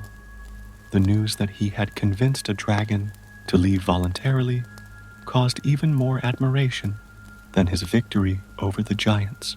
King Augustus, although impressed, seemed slightly disappointed that there was no bloody battle to celebrate. During the celebration banquet, Princess Elena couldn't take her eyes off Martin. She had watched his transformation from a shy tailor into an unconventional hero, and was increasingly enchanted by his intelligence and sensitivity. However, before the king could fulfill his promise to grant the princess's hand, a messenger rushed into the hall, panting and with a panicked expression. "Your Majesty," he exclaimed, "an army of mercenaries approaches the kingdom. They are led by the Black Baron, who demands the crown or threatens to destroy everything in his path." Silence took over the hall. The Black Baron was known for his cruelty and for commanding the largest mercenary army ever seen. The king turned to Martin, his eyes shining with one last hope. "Well, my brave hero," he said, "it appears we have one final challenge for you. Defeat the Black Baron and his army, and not only will you have my daughter's hand, but you will also be my successor to the throne." Martin felt the weight of all eyes on him. This time, he would not face just one or two creatures, but an entire army. How could a simple tailor overcome such a challenge? That night, while walking through the castle grounds, trying to formulate a plan, Elena found him. "I know you'll find a way," she said softly. "You have something no warrior possesses, the ability to see beyond brute strength." His words sparked an idea in Martin. He spent the entire night in his room, drawing and making calculations in his measurement notebook.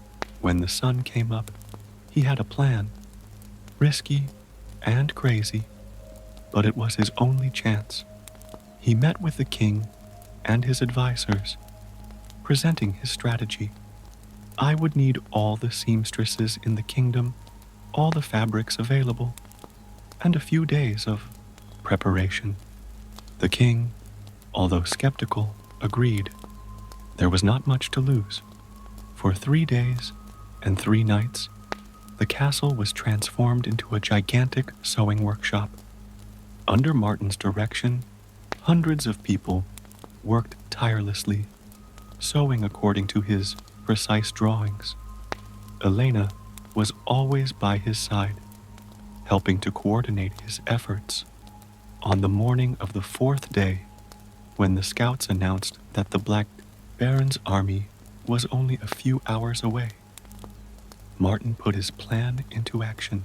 The hills surrounding the valley through which the army was to pass were covered with their creations. Hundreds of life-size cloth dolls, mounted on wooden structures, all dressed as soldiers of the kingdom.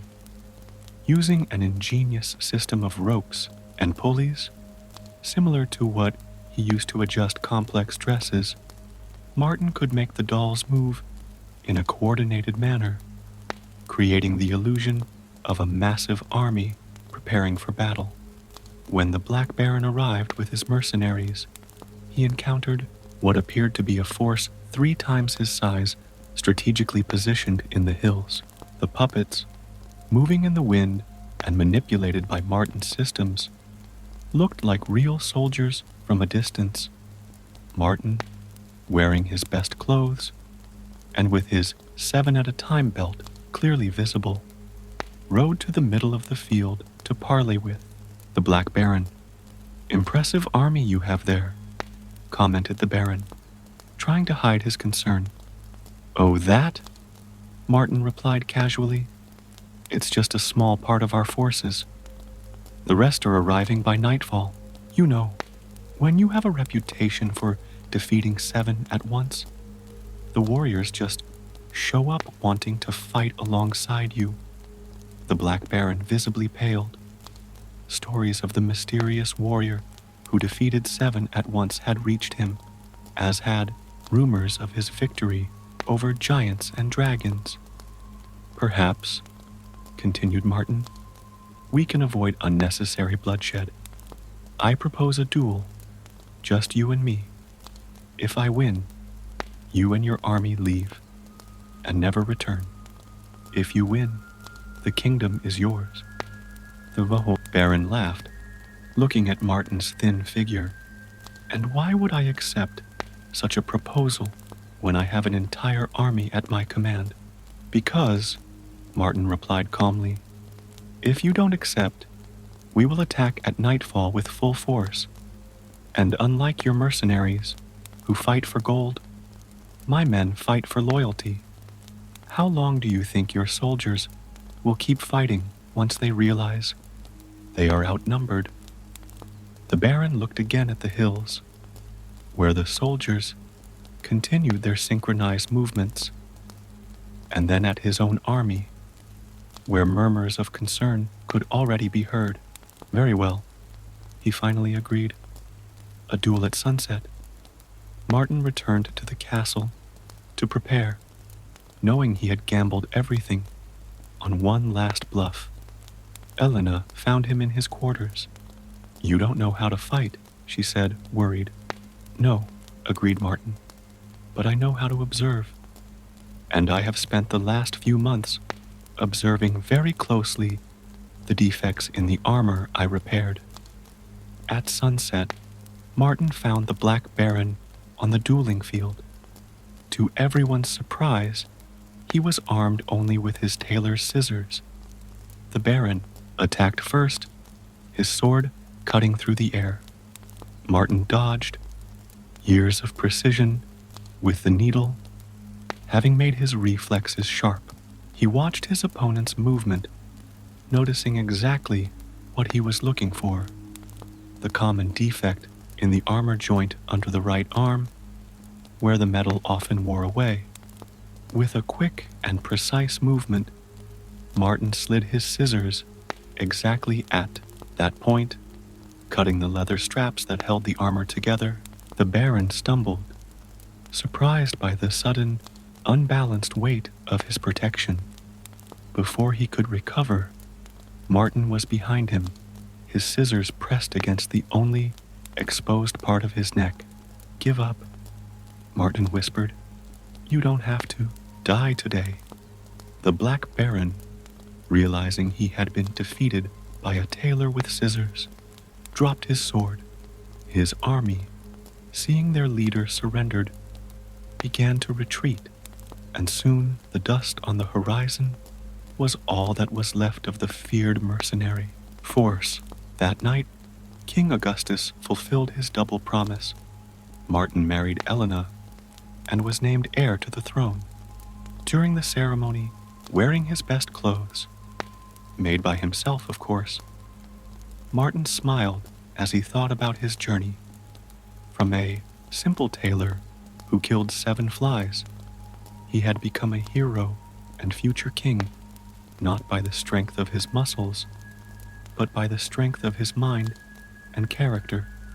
And as he danced with his new wife, he realized that his tailoring skills would never go to waste. After all, every kingdom needs someone who knows how to sew together the different parts to create something beautiful and lasting.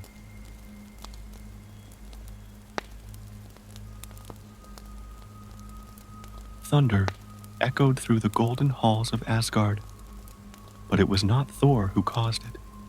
The god of thunder sat restlessly on his throne in the great feasting room, his fingers drumming nervously on Mjolnir as he watched the dark clouds gathering on the horizon. Something was wrong. He could feel it in his own gut, in the electricity that coursed through his divine veins. Odin's ravens, Hugin and Munin, arrived through one of the open windows, their black wings cutting through the heavy air of the hall. They brought news that would confirm Thor's worst fears. The Midgard serpent, Jormungandr, was moving in his ancient sleep in the depths of the ocean that surrounded the world of men. "That shouldn't happen now," muttered Thor, standing up abruptly. "Ragnarok isn't close enough yet." His deep voice echoed through the empty room, where not even the servants dared to remain in the face of the storm that was forming both inside and outside the palace. Thor immediately called a council with the other gods. Freya was the first to arrive, her radiant beauty contrasting with the worried expression on her face. Soon after, Tyr, the god of justice and war, entered with a slight limp, a constant reminder of the day he lost his right hand to Fenrir, the direwolf. Last came Heimdall, guardian of the Bifrost, his golden eyes carrying the weight of all he saw across the 9 worlds. The signs are clear, Heimdall said, his deep voice reverberating off the golden walls. The serpent stirs, its scales scrape against the ocean floor, and its venom begins to contaminate the waters of Midgard. But why now? Questioned Freya, her golden braids shining in the torchlight. The prophecies have always spoken of Ragnarok as the moment of Jormungandr's awakening. Thor remained silent for a moment, his mind working through the implications. If the serpent were to awaken prematurely, the balance between the worlds would be destroyed sooner than expected. Chaos would spread, and not even the Norns could predict the consequences. Something, or someone, is interfering with the natural course of things, Tyr said, his single fist clenched tightly. We need to find out who is behind this. It was at that moment that a tremor shook the entirety of Asgard. Thor ran to the window, followed by the other gods. On the horizon, where the sea met the sky, a dark mass was moving. Even from a distance, it was possible to see the gigantic waves that formed as the creature writhed in the depths. We have no choice, Thor declared, his voice thick with determination. I need to go to Midgard and face the serpent before it fully awakens. Alone? Freya questioned, concern evident in her voice. Thor, you know the prophecies. Your destiny. The prophecies speak of Ragnarok, interrupted Thor. But this is different. Something changed the course of events, and we need to find out what. You will need allies, Heimdall said, his golden eyes fixed on something beyond the visible horizon. I see possibilities, paths that seemed closed before. Thor raised an eyebrow, intrigued. What kind of possibilities? The giants, replied Heimdall, causing a murmur of surprise among those present. Some of them also fear Jormungandr's premature awakening. They may become unlikely allies in this battle. The idea of allying with the giants, ancestral enemies of the gods, made Thor hesitate. How many battles had he fought against them? How many stories of betrayal and war existed among its people? But if Heimdall was right, if there was a chance, then that is what I will do, Thor decided, raising Mjolnir. First, I will go to Jotunheim. I must find those who are willing to prevent the premature end of the worlds. What if it's a trap? Tyr asked, ever cautious. The giants may be behind the serpent's awakening. It is a risk I must take, Thor replied, adjusting his power belt. But first, I need information.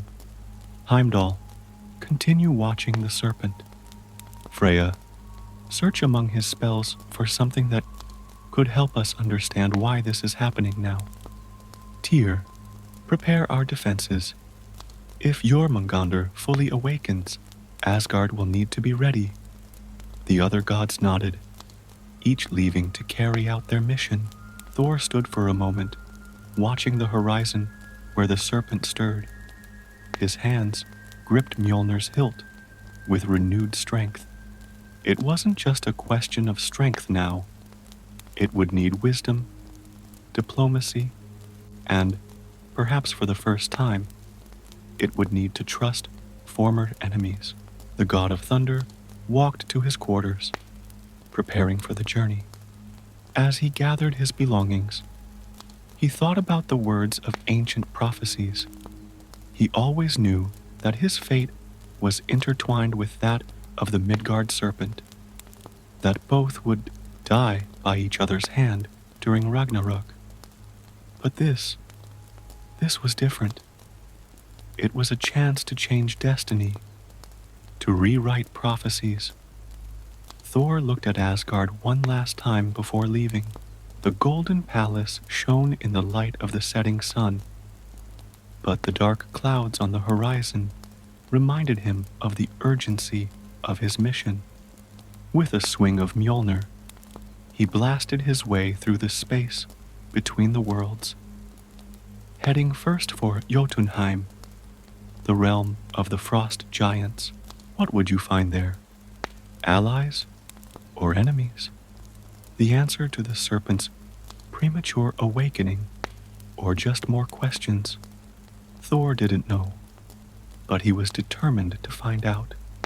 The fate of the 9 worlds depended on it. As he traveled between the realms, Thor couldn't help but think about how small their ancient rivalries seemed compared to the threat they faced. If the serpent awakened prematurely, there would be no victors, only chaos and the premature destruction of everything they knew. The snow of Jotunheim was already visible in the distance, and with it, the first true proof of their mission. Thor knew he would need all his strength, not just to fight, but mainly to make peace with those he always considered enemies. The fate of the 9 worlds depended on their ability to unite unlikely forces against a threat greater than their ancient disputes. The biting wind of Jotunheim lashed Thor's face as he crossed the icy plains. Ice crystals danced in the air, reflecting the pale light that barely penetrated the dense clouds above. Mjolnir felt heavy in his hand, not because of its physical mass, but because of the knowledge that this time the hammer would need to be more of a symbol of peace than a weapon. In the distance, the jagged towers of the frost giant's fortress rose like monstrous stalactites against the gray sky. Thor had been there before, but always as an invader or warrior. Now, he was approaching her as a possible ally, an idea that still sounded strange in her mind. A group of ice giant sentinels soon spotted their approach. Thor could see the tension in their massive bodies. The spears of crystalline ice pointed in his direction. However, he kept Mjolnir lowered, a deliberate gesture that did not go unnoticed. "Son of Odin," thundered one of the giants, his voice like the crackling of ice. "You dare come here alone?"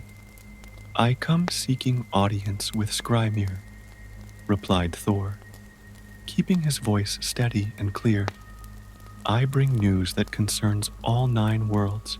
The giants exchanged suspicious glances, but something in Thor's posture, or perhaps the absence of his usual hostility, made them hesitate.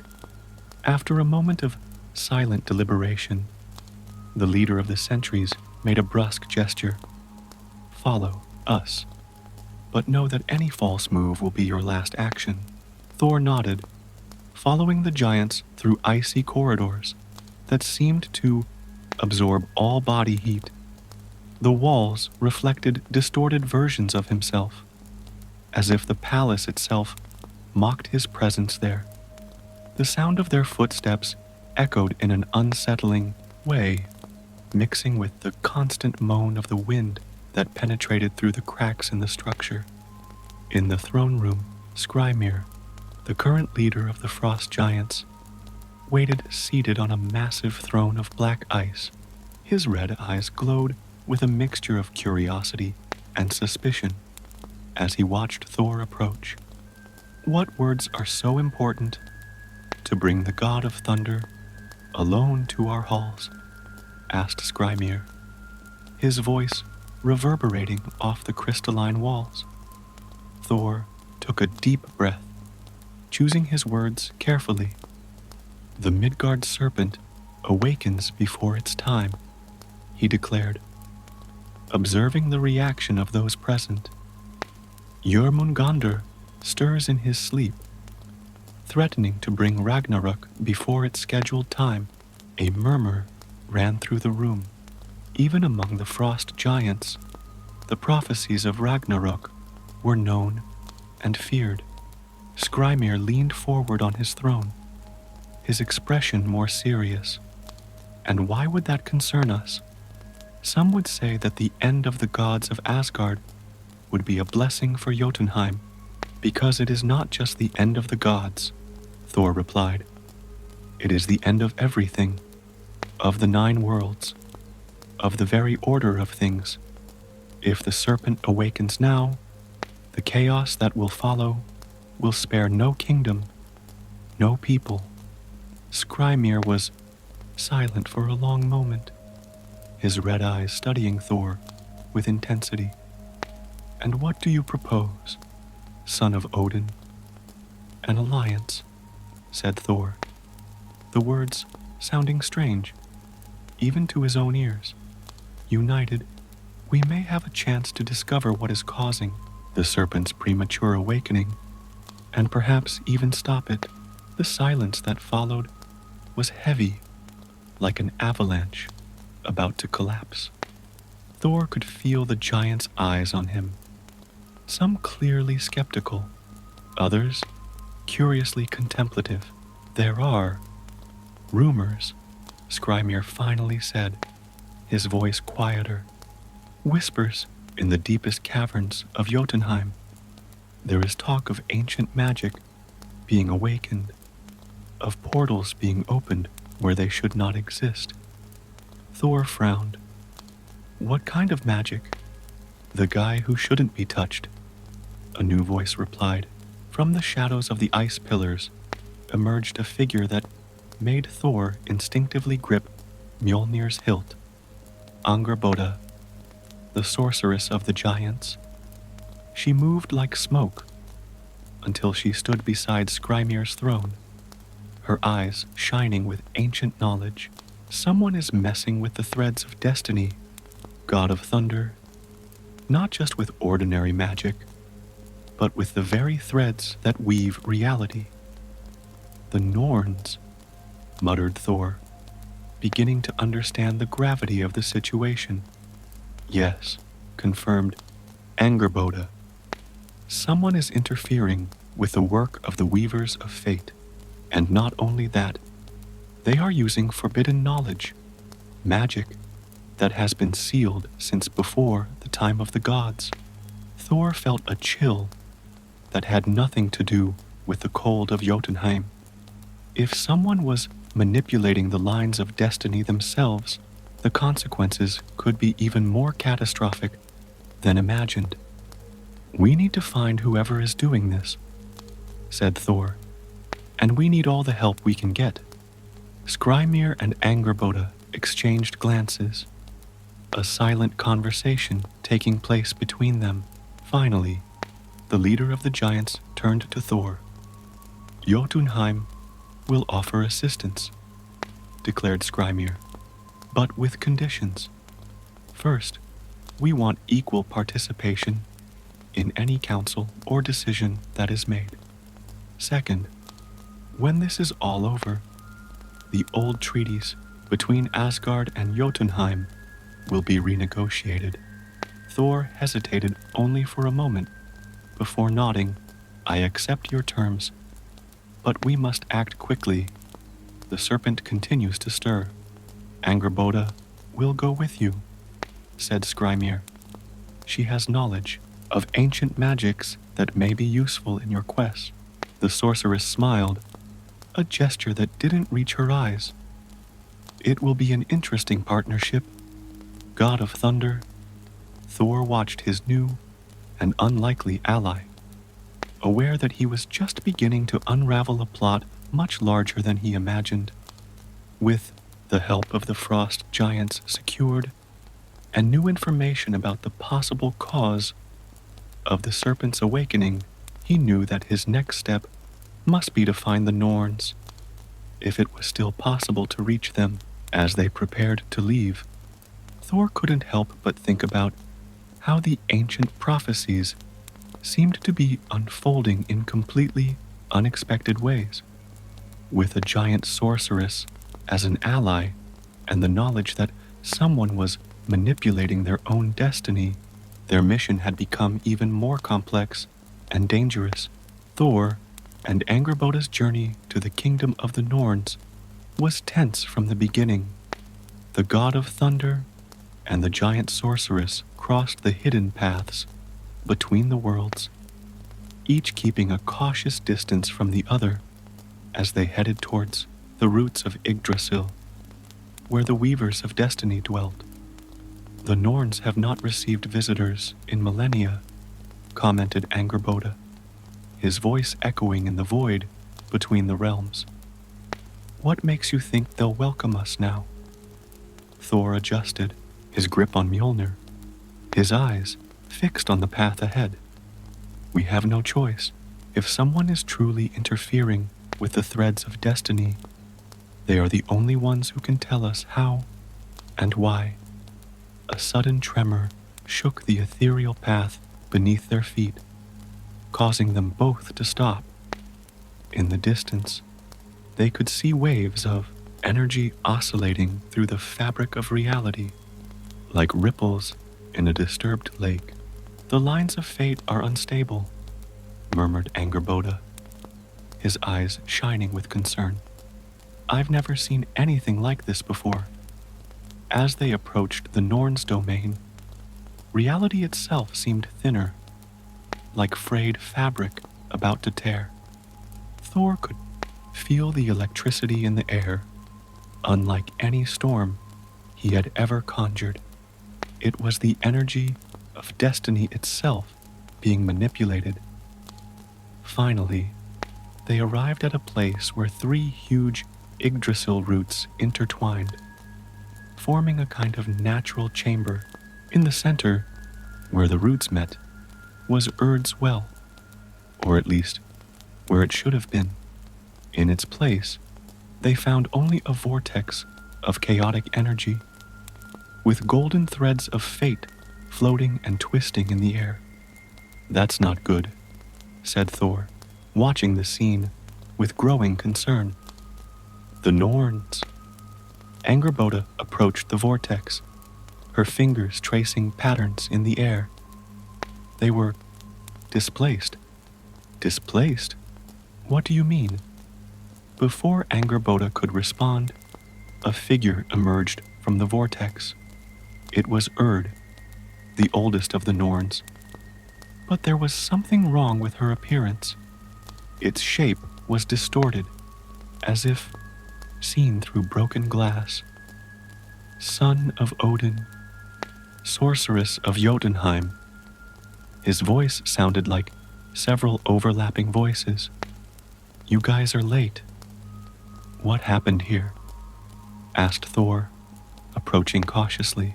Someone has found a way through the ancient barriers, Urd replied, his body continually distorting, using forbidden knowledge, magic from the primordial ages. Even before Yggdrasil, Angerboda let out an exclamation of surprise. The magic of the void? But that was sealed by the primordials themselves. Yes, confirmed Urd, and now it is being used to rewrite the very fabric of reality. My sisters have been imprisoned at different points in time. I resist, but not for long. Thor felt the weight of the situation increase on his shoulders. Who is doing this? And why? A being that should have remained forgotten, replied Urd, his form trembling more intensely. Ginnungagap, the ancient void, is trying to return, using the serpent as an anchor to tear the veil between the worlds. Ginnungagap? Thor exchanged worried looks with Angerboda. I thought it was just a legend, the primordial void before creation. All legends have a kernel of truth, said Angerboda, his expression grim. And some truths are best left forgotten. Urd extended a distorted hand, and a golden thread of fate materialized in the air. Listen carefully, for I do not have much time. To stop Ginnungagap from returning, you must find my sisters. Verdandi is trapped in the ongoing present, deep within Muspelheim. Skuld has been cast into a future she was not meant to be, beyond the confines of Niflheim. And the serpent, Thor asked, how do we prevent your awakening? The serpent is just a means to an end, replied Urd. Your premature awakening will create the chaos necessary for the barriers between the worlds to weaken even further. You must. But before she could finish, Urd was violently pulled back into the vortex, her scream echoing across the dimensions. The vortex pulsed dangerously, releasing waves of energy that caused Thor and Angerboda to flinch. We need to move quickly, said Angerboda, his eyes fixed on the spot where Urd had disappeared. If Ginnungagap is truly trying to return, we have less time than we thought. Thor nodded, his mind already planning his next steps. Muspelheim first. Verdandi can give us more answers. The realm of eternal fire, muttered Angerboda. It won't be an easy journey, especially for an ice giant. You can stay. Don't even think about it, God of Thunder, interrupted Angerboda with a wry smile. My knowledge of ancient magics will be necessary. Besides, who else is going to stop you from doing something stupidly heroic? Thor couldn't help but smile a little, despite the gravity of the situation. It was strange how circumstances could turn enemies into allies, prejudices into understanding. As they prepared to leave for Muspelheim, Thor took one last look at the vortex that had swallowed Urd. The situation was more serious than anyone could have imagined. It wasn't just about stopping the premature awakening of the Midgard serpent. It was about stopping the return of primordial chaos itself. With Mjolnir in hand and a giant sorceress at his side, Thor knew they were about to embark on the most dangerous part of their journey. Muspelheim awaited them, with its rivers of lava and burning skies, and somewhere in its depths, a Norna trapped in an eternal present needed to be rescued. The fate of the 9 worlds depended on his mission, and for the first time in his long existence, Thor was unsure whether brute strength and courage would be enough to win this battle. The suffocating heat of Muspelheim engulfed Thor and Angerboda as they advanced across the volcanic plains. Rivers of lava snaked around them, creating a deadly maze of liquid fire. The giant sorceress kept a magical shield of ice around her, though the strain was visible on her increasingly pale face. We need to find shelter, Thor said, noticing his companion's wear and tear. You won't be able to last much longer in this heat. Angerboda gave him a challenging look, but did not protest. The obsidian caves. She pointed to a dark rock formation in the distance. They say they are the only places in Muspelheim where the heat does not penetrate completely. As they approached the caves, they were surprised by a group of fire giants that emerged from behind the rock formations. Their skin glowed like hot coals, and their eyes burned with suspicion. A god and a frost giant in our lands? Roared the group leader. What blasphemy is this? Thor raised Mjolnir in a defensive stance, but Angerboda stepped forward, his voice firm despite his discomfort. We seek Verdandi, the Norna of the present. She is imprisoned in her kingdom. The fire giants exchanged worried glances. So, you also notice the disturbances, the leader said, his voice lower. Our ancient magics have been restless. Fire itself acts erratically. It's the influence of Ginnungagap, Angerboda explained.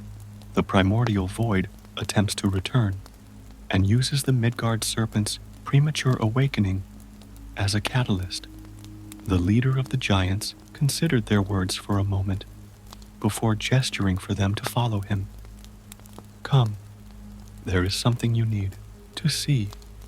They led Thor and Angerboda through obsidian tunnels where the air was surprisingly cooler.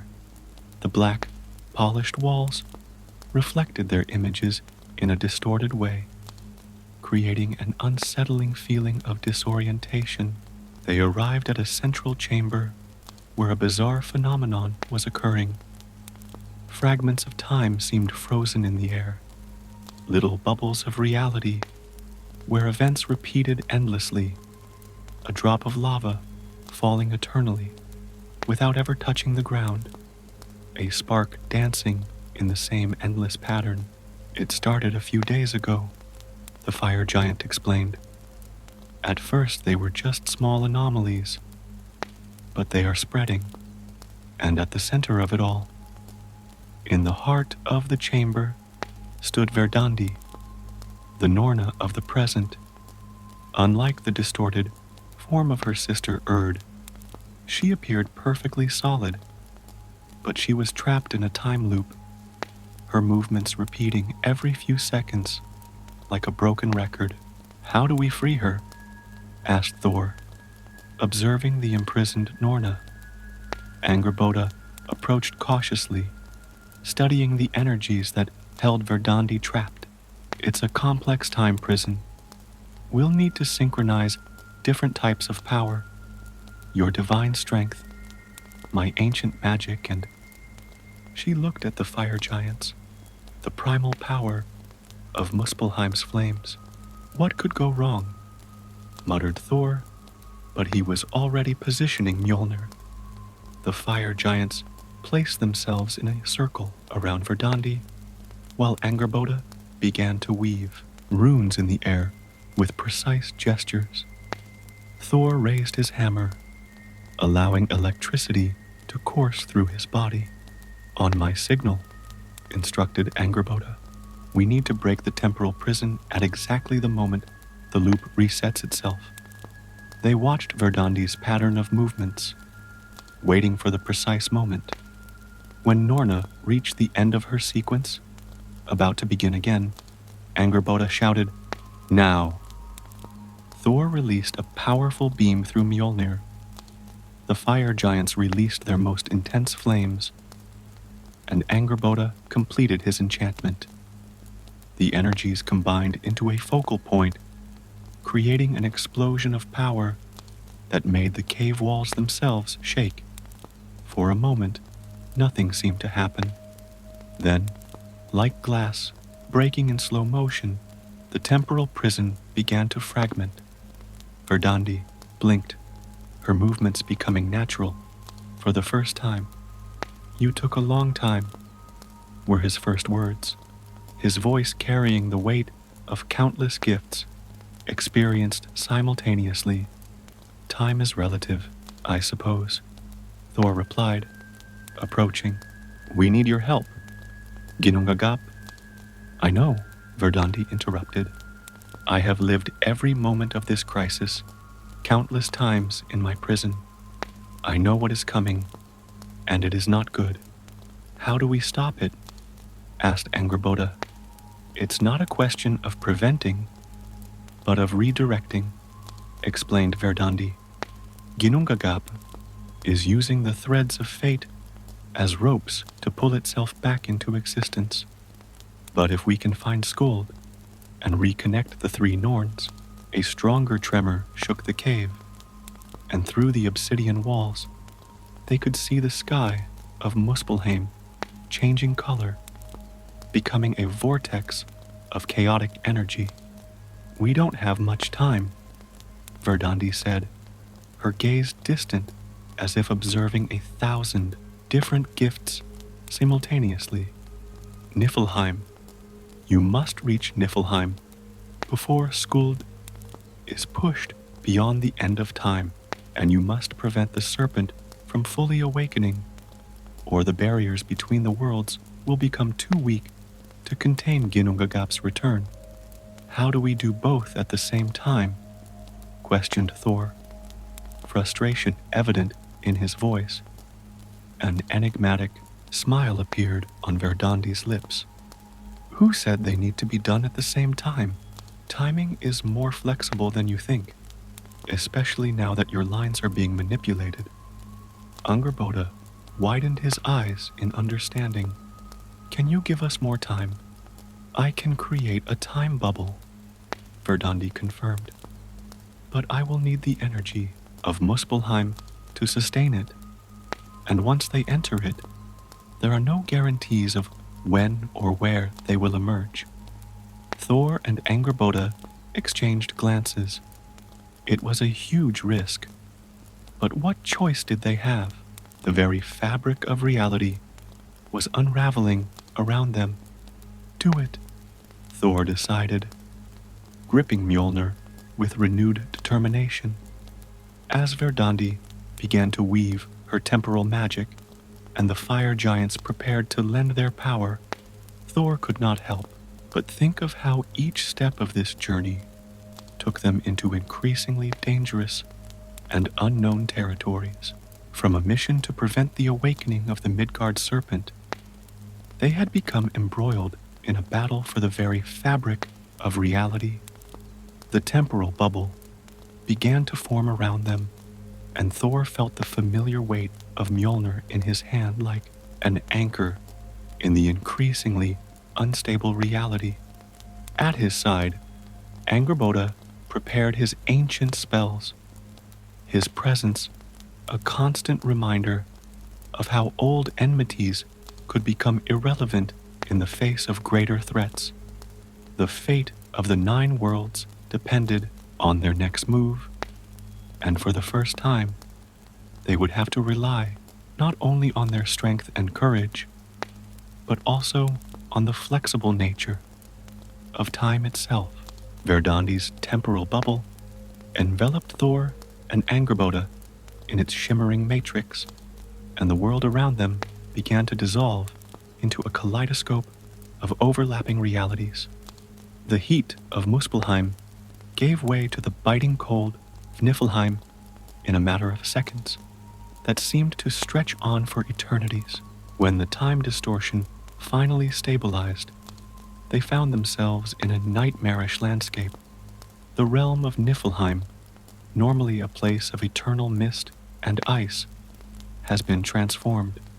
Crystals of black ice protruded from the ground like teeth in a monstrous maw, and the air itself seemed to be ripping apart, revealing glimpses of the primordial void beyond reality. The barriers are thinner here, Angerboda noted, his voice strained.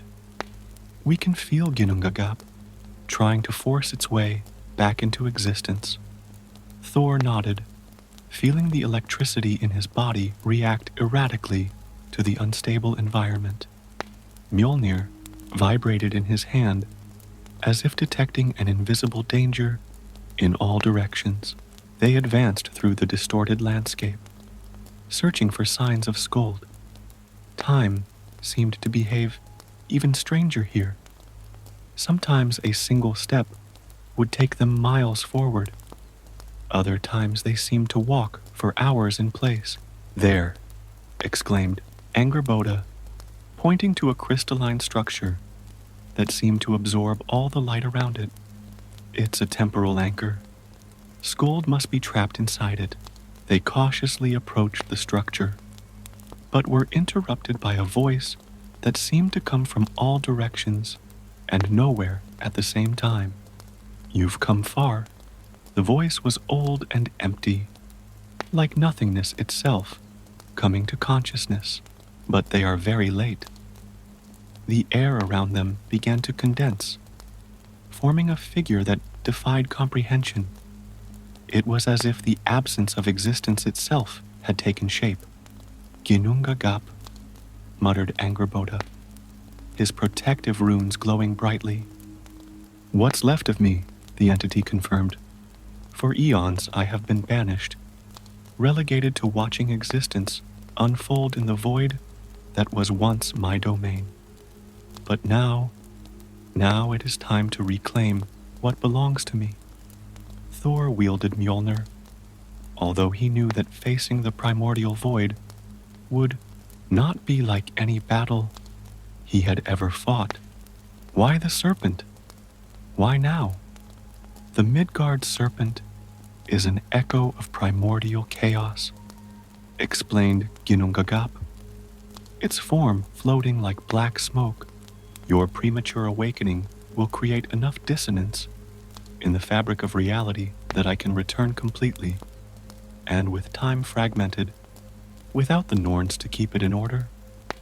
We will not allow it, declared Thor, although he could feel the crushing weight of the entity's presence.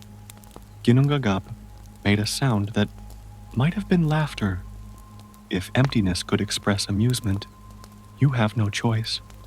Watch, the crystalline structure imprisoning Skuld began to pulse with dark energy, and within it, they could see the Norna of the future being pushed further and further beyond the limits of known time. Angerboda began to weave a complex incantation, his hands dancing in the air as ancient runes formed. Thor, understanding her plan without the need for words, positioned himself between her and Ginnungagap, ready to defend the sorceress. Fool, said the entity, your physical strength means nothing against the void. Tendrils of absolute darkness reached toward Thor, but the god of thunder was prepared. He conjured the greatest storm he had ever created, transforming Mjolnir into a conduit of pure divine power. It may be that physical strength means nothing to you, thundered Thor, but this is not just physical strength. The lightning that emanated from Mjolnir was no ordinary one. It was charged with the very essence of creation, the energy that had given shape to the worlds. For a moment, Ginnungagap retreated, its tendrils of emptiness dissipating. Taking advantage of the distraction, Angerboda completed his incantation. The crystalline structure imprisoning Skuld began to crack, but instead of breaking completely, it began to bend time itself around him. What are you doing? Ginnungagap's voice now carried a tone of concern. Using your own trick against you, replied Angerboda, his words charged with ancient power. If you can manipulate time for your purposes, we can do the same to stop you. With a deafening crack, the temporal prison fell apart, and Skuld emerged, not as a prisoner, but as a force of nature. His eyes shone with the knowledge of all possible futures. Sisters, his voice echoed across the dimensions, reaching Verdandi in Muspelheim and Urd in his dimensional vortex. The three Norns, even separated by kingdoms, began to reconnect their energies. The fabric of time, which had been stretched and distorted, began to pull itself back together. No, roared Ginnungagap, his form expanding to try and engulf everything. You can't undo what has already been started. We are not undoing, Skuld declared, his voice carrying the weight of countless futures. We are redirecting. Thor and Angerboda watched in wonder as the energies of the three Norns intertwined, creating a complex pattern of time and destiny. The Midgard serpent, which had been used as an anchor by Ginnungagap, began to return to its deep sleep. What will happen to the prophecies? Asked Thor, watching reality reconstitute itself around him. Prophecies have always been more flexible than we imagined. replied Skuld with an enigmatic smile. Ragnarok will come, but in its own time, and perhaps, when it comes, it will not be exactly as predicted. Ginnungagap, realizing his defeat, began to disperse. This isn't over, his voice echoed, growing fainter. The void will always be waiting, and we will always be vigilant, replied Thor, watching the last traces of the entity disappear. With the immediate danger contained, Thor turned to Angerboda. The giant sorceress looked exhausted but satisfied. Who would have thought, she commented with a wry smile, a god and a giantess saving the 9 worlds together. Perhaps it is time to rethink old rivalries, replied Thor, returning the smile. Skuld watched the two with approval. The future always has ways of surprising us. Now they will. There is much work to be done to strengthen the alliances forged today. As they left Niflheim, Thor reflected on everything that had happened. The threat of the Midgard serpent had led them on a much greater adventure, one that not only saved the 9 worlds, but also paved the way for a new era of understanding between long-divided peoples. Ragnarok would come one day, but now Thor knew that destiny was not as immutable as he had always believed. And when that day came, he would face it not only with his strength, but with the wisdom and alliances gained on this extraordinary journey.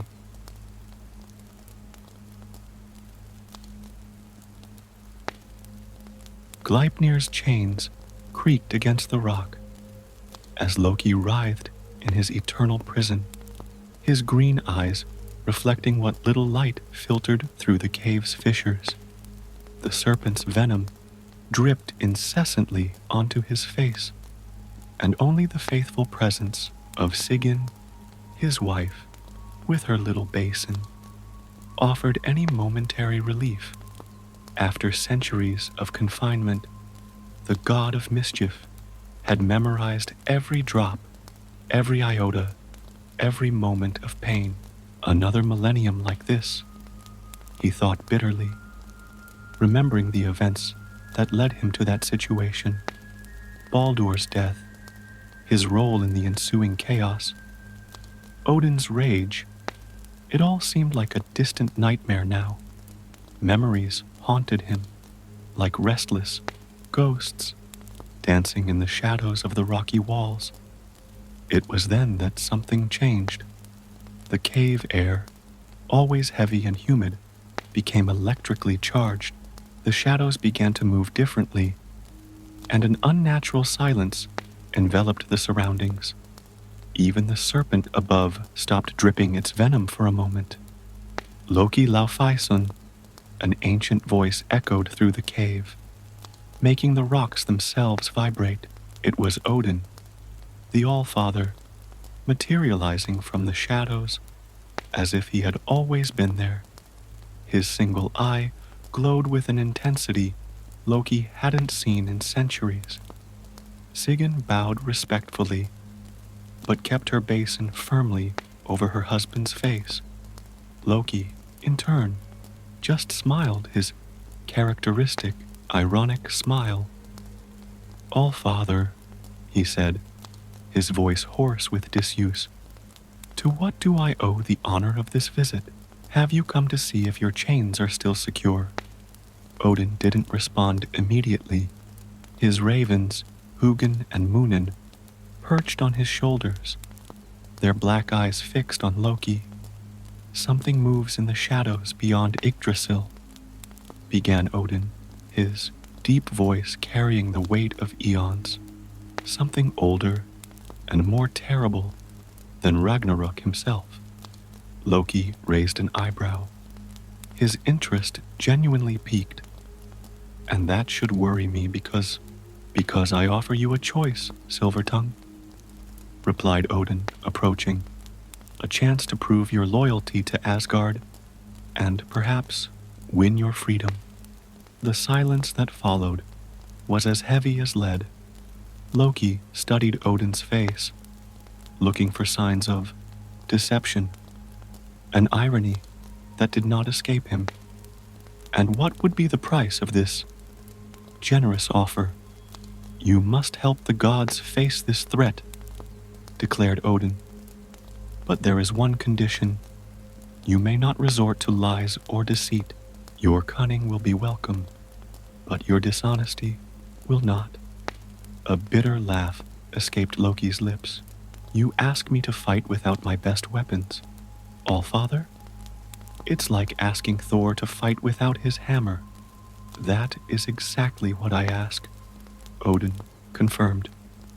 Prove that you can be more than the god of mischief. Prove that there is value in you beyond the lies.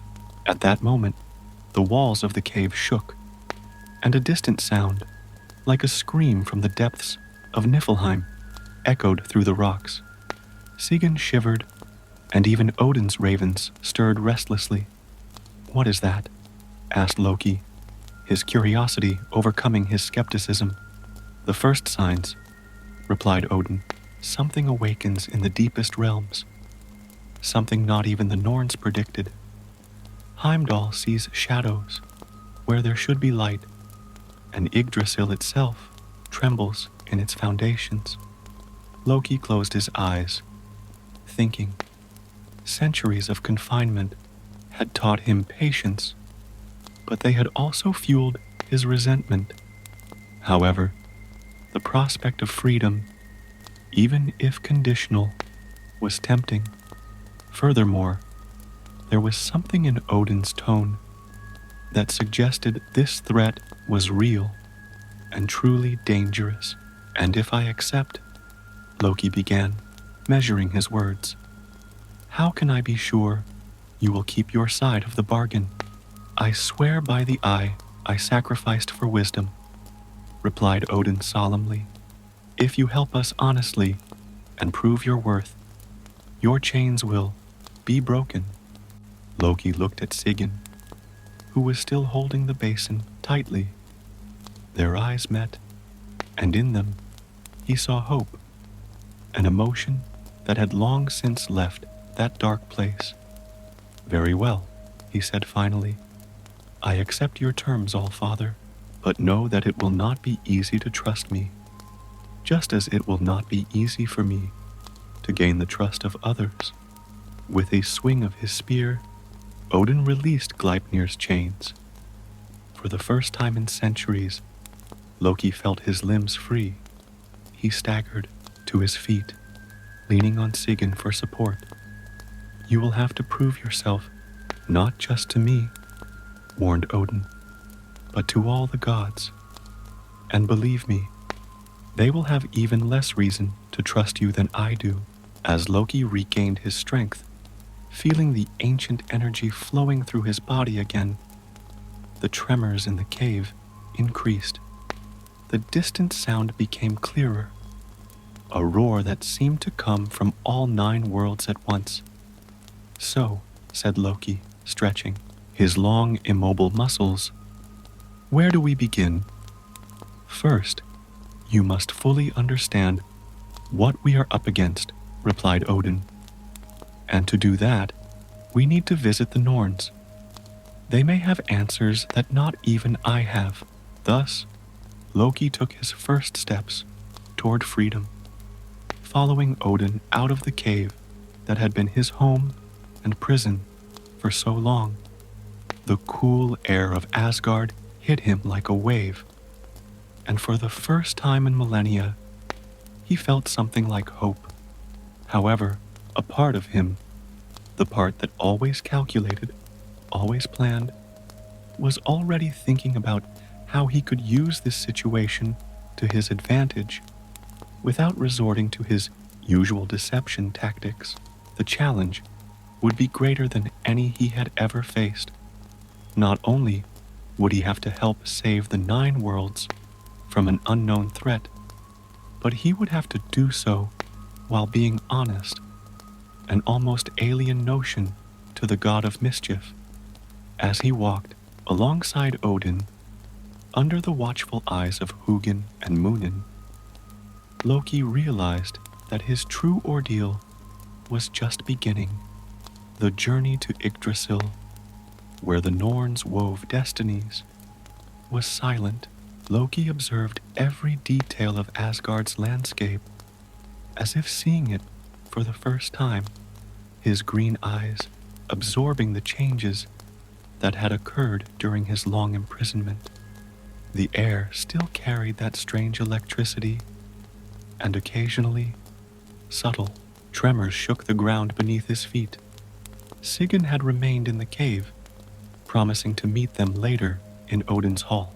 Her absence weighed on Loki more than he cared to admit. She had been his only constant companion during the centuries of imprisonment. Things have changed a lot since your absence, Odin commented, breaking the silence as they approached the great tree. The 9 worlds are no longer the same. I see, Loki replied, trying to contain his usual sarcasm. Even the air feels wrong. It was strange for him to speak without double meanings, without hiding meanings behind carefully chosen words. When they reached the base of Yggdrasil, where the roots sank deep into the well of Urd, they found the 3 Norns, Urd, Verdandi, and Skuld, weaving the threads of destiny. Their ancient faces remained impassive, but their fingers moved with an unusual urgency. Welcome, Allfather, said Urd, the oldest of the 3, without looking away from her work. And welcome, Silvertongue. We've been waiting for you. Though the timing of his arrival was uncertain, Verdandi added, his fingers dancing among the golden threads of destiny. As everything is now, concluded Skuld, the youngest, whose eyes seemed to see beyond the present. Loki watched the work of the 3 sisters with fascination. The threads they wove seemed darker than normal, some almost as black as a starless night. What's going on with the wires? He asked, genuinely intrigued. Darkness approaches, replied Urd, a darkness that existed even before Yggdrasil sprouted, before the 9 worlds took shape, even before the giants, Verdandi added, before the void of Ginnungagap.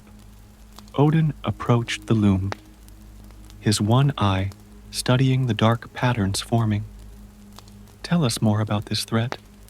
The 3 Norns stopped their work simultaneously, an event so rare that even Hugin and Munin cawed in surprise.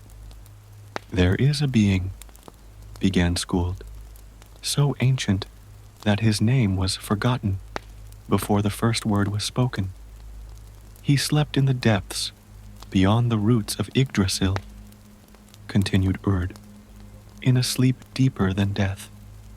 But now it awakens, Verdandi added, and its awakening threatens not only the 9 worlds, but existence itself. Loki felt a shiver run down his spine, a feeling he hadn't experienced in millennia. And why now? What woke you up? The 3 sisters looked at each other. Before Skuld responded, the balance has been disturbed. Lies and truth, chaos and order, light and dark, all the opposites that keep the worlds in harmony, have begun to fall out of alignment. Your imprisonment, Loki, Urd explained, was part of that balance, just as your release now is necessary to restore it. Loki couldn't contain an ironic laugh. So my imprisonment wasn't just a punishment. It was part of some grand cosmic plan. Everything is part of the great fabric, replied Verdandi. Each strand has its purpose, even those that seem out of alignment. Odin remained silent, absorbing The information. His ravens flew to the roots of Yggdrasil, investigating the shadows that seemed deeper than normal. How can we stop this creature? Finally asked the All-Father. They can't, Skuld replied simply. Not alone. They will need help from all kingdoms, including those they consider enemies. Frost giants, Loki suggested, his mind already working on the possibilities. Dark elves? Everyone, confirmed Urd. And most importantly, they will need to truly trust each other. No reservations, no ulterior motives. Loki felt the weight of those words. It was as if the Norns were speaking directly to him. What? If we fail, then there will be no Ragnarok, said Verdandi. There will be no rebirth, only eternal emptiness. A stronger tremor shook Yggdrasil, causing some golden leaves to fall on them. The shadows at the roots seemed to move of their own accord, and a distant sound, like a sigh from the depths of creation, echoed across the worlds. Time is short, warned Skuld. The Ancient One begins to move, and its influence spreads like poison through the roots of Yggdrasil. Where should we go first? Asked Odin. Look for the frost giants, Urd replied. They will feel the effects first, as Jotunheim is closest to the depths where the creature slept. Loki visibly tensed at the mention of his homeland. It won't be easy to convince them to help us. They don't trust Asgard, and with good reason. For this you must go, son of Laufey, said Verdandi. But remember, no deception this time. Only the truth can build the bridges needed for this battle. The three Norns resumed their work, their fingers moving even more quickly between the increasingly dark strands. It was a clear sign that the hearing was over. As they walked away from Yggdrasil, Loki noticed Odin watching him with a peculiar expression. What it was, he asked, trying to keep his tone neutral. I just wonder if you really understand what's at stake, replied the All-Father. It is understood that this time there is no room for your games. Believe it or not, Thor's father, said Loki, surprising himself with the honesty in his voice. I understand perfectly. I can't say it will be easy to change millennia-old habits, but another tremor interrupted his words, this one stronger than the previous ones.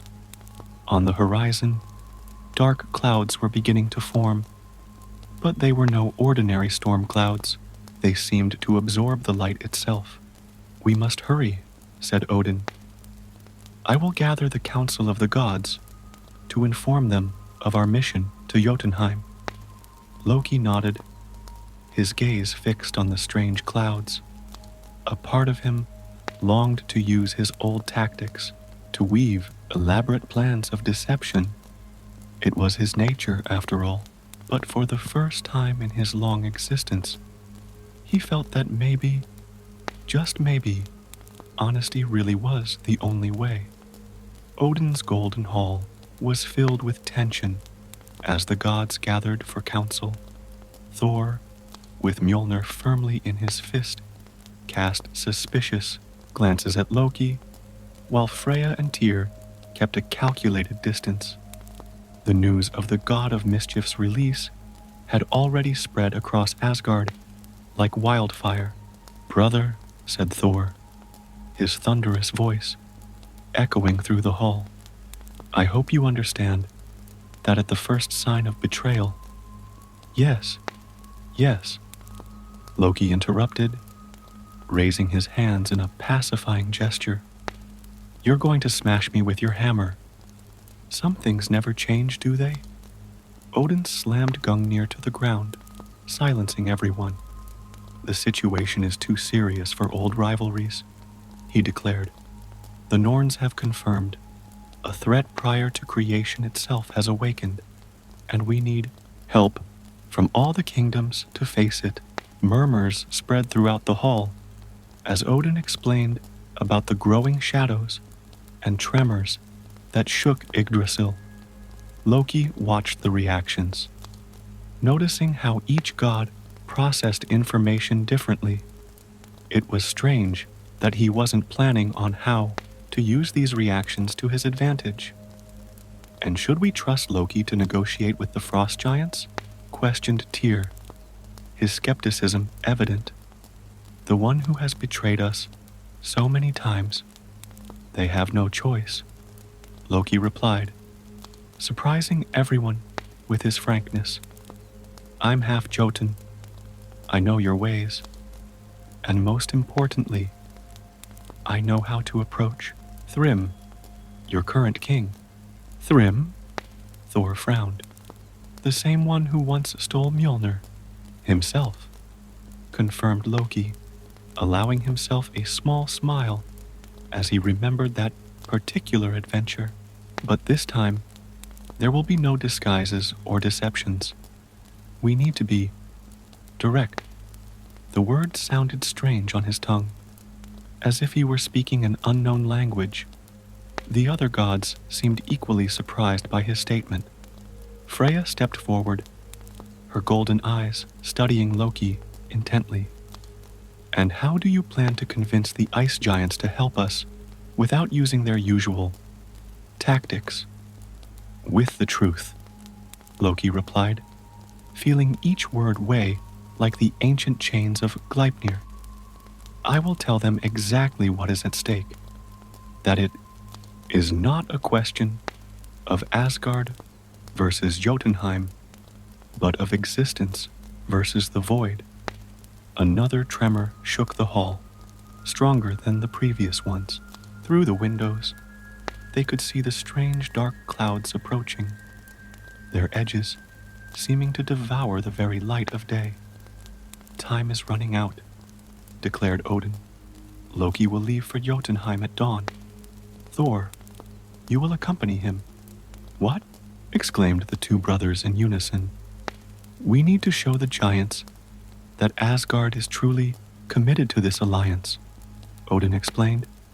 And Thor, you will serve as a witness to Loki's honesty. Loki and Thor looked at each other, centuries of rivalry and distrust weighing between them. However, there was something different in the air. Perhaps it was the gravity of the situation, or perhaps it was the centuries of reflection in prison. But Loki felt he was genuinely willing to try a new approach. It will be just like old times, brother, said Loki, surprising himself with the sincerity in his voice. Except this time, there are no tricks up my sleeve. Thor studied Loki's face for a long moment before slowly nodding. So be it. But know that Mjolnir will always be ready. As the gods discussed the details of the mission, Sigyn approached Loki. She had arrived silently at the hall, and her presence brought a strange comfort to the god of mischief. Do you really intend to do this? She asked softly. Completely abandon your old ways? Loki considered the question for a moment. It's not abandoning, he finally replied. It's adapt. Cunning doesn't always have to be accompanied by deceit. The words rang true, even to his own ears, and it disturbed him more than he cared to admit. Centuries of confinement had given him time to reflect, but it was one thing to think about change, and quite another to practice it.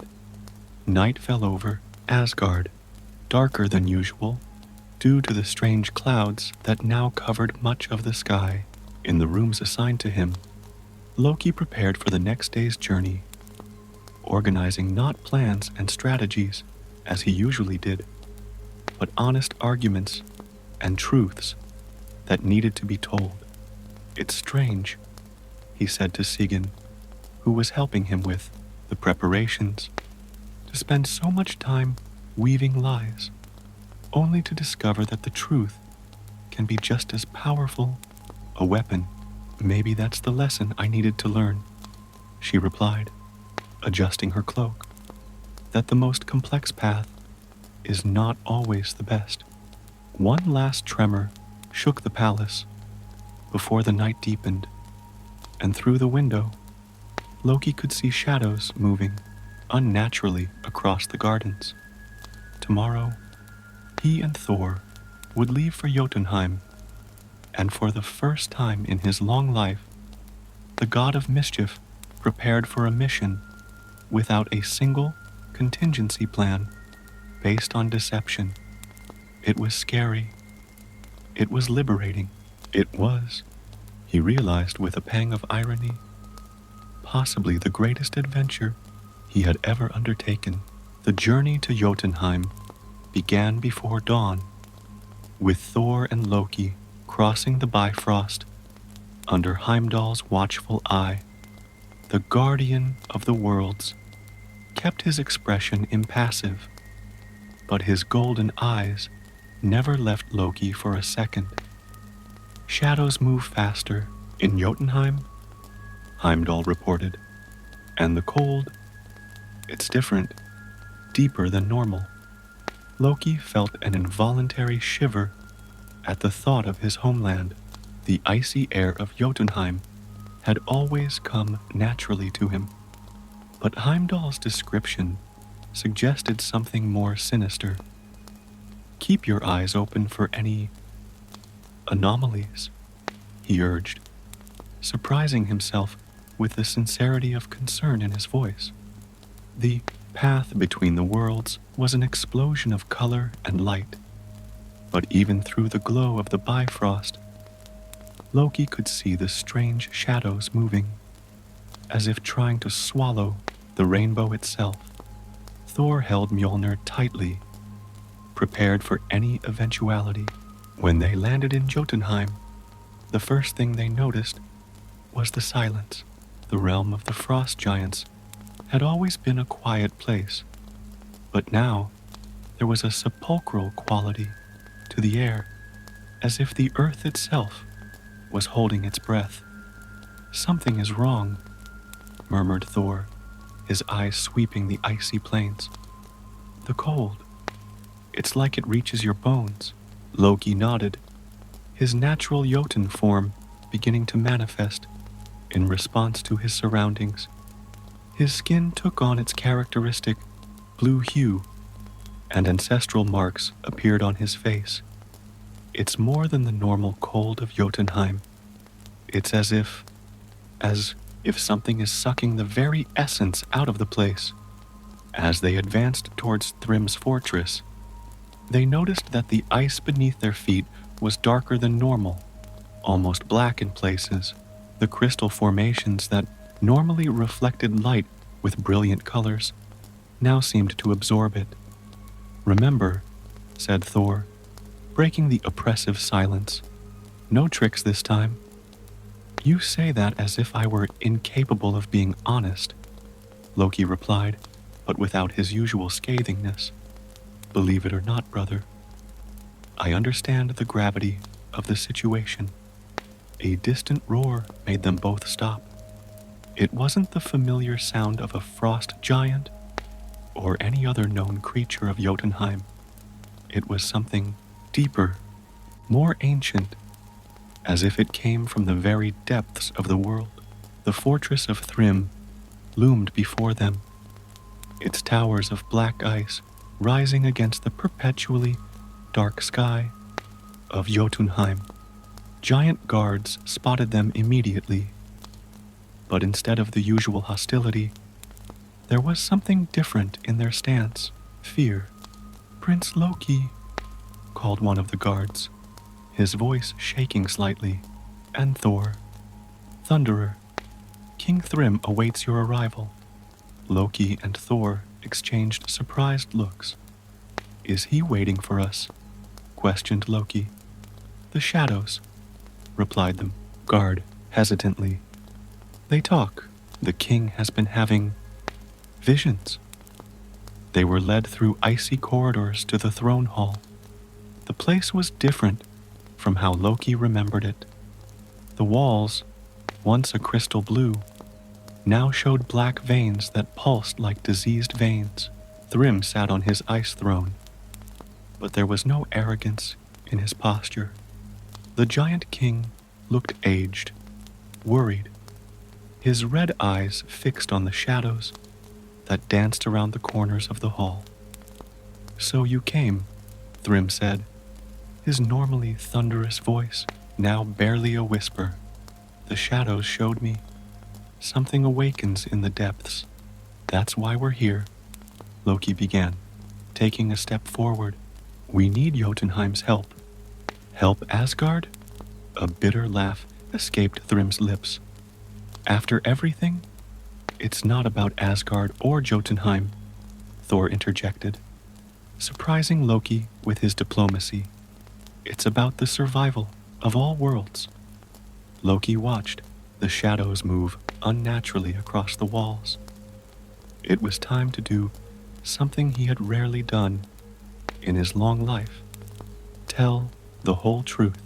"Your Majesty," he began, his voice firm, "I am the son of Lofe, Prince of Jotunheim, by birth.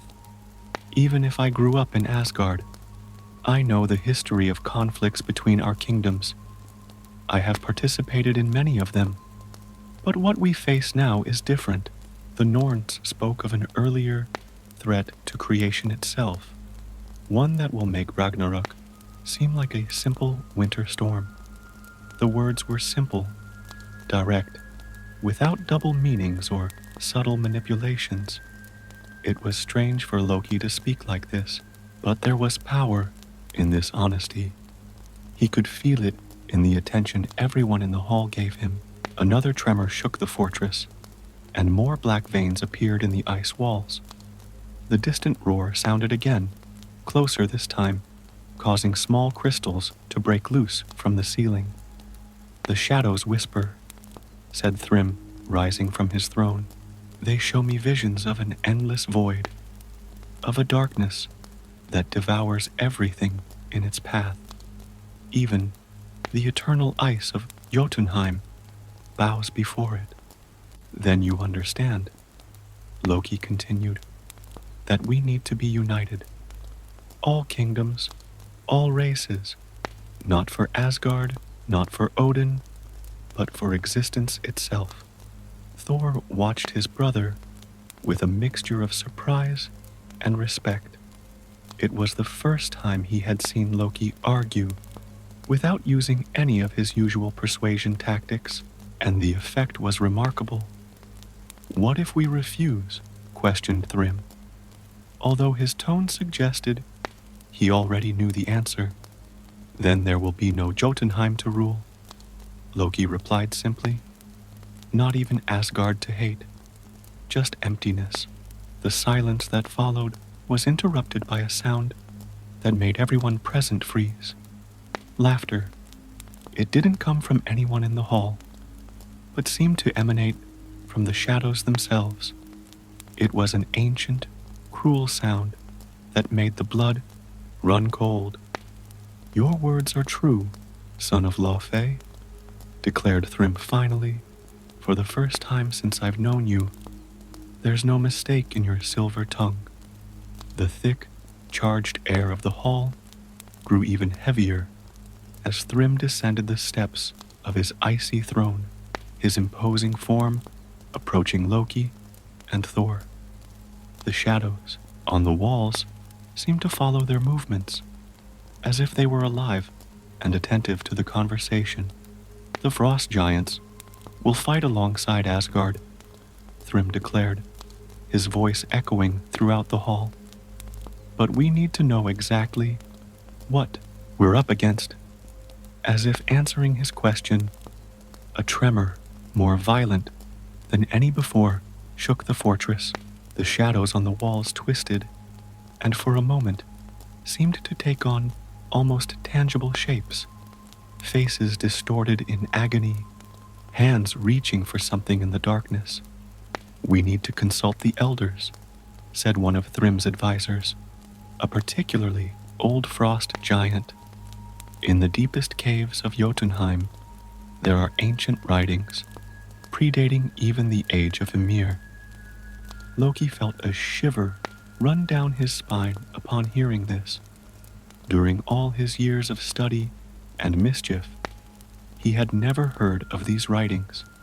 "Take us there," he asked, surprising himself with the urgency in his voice.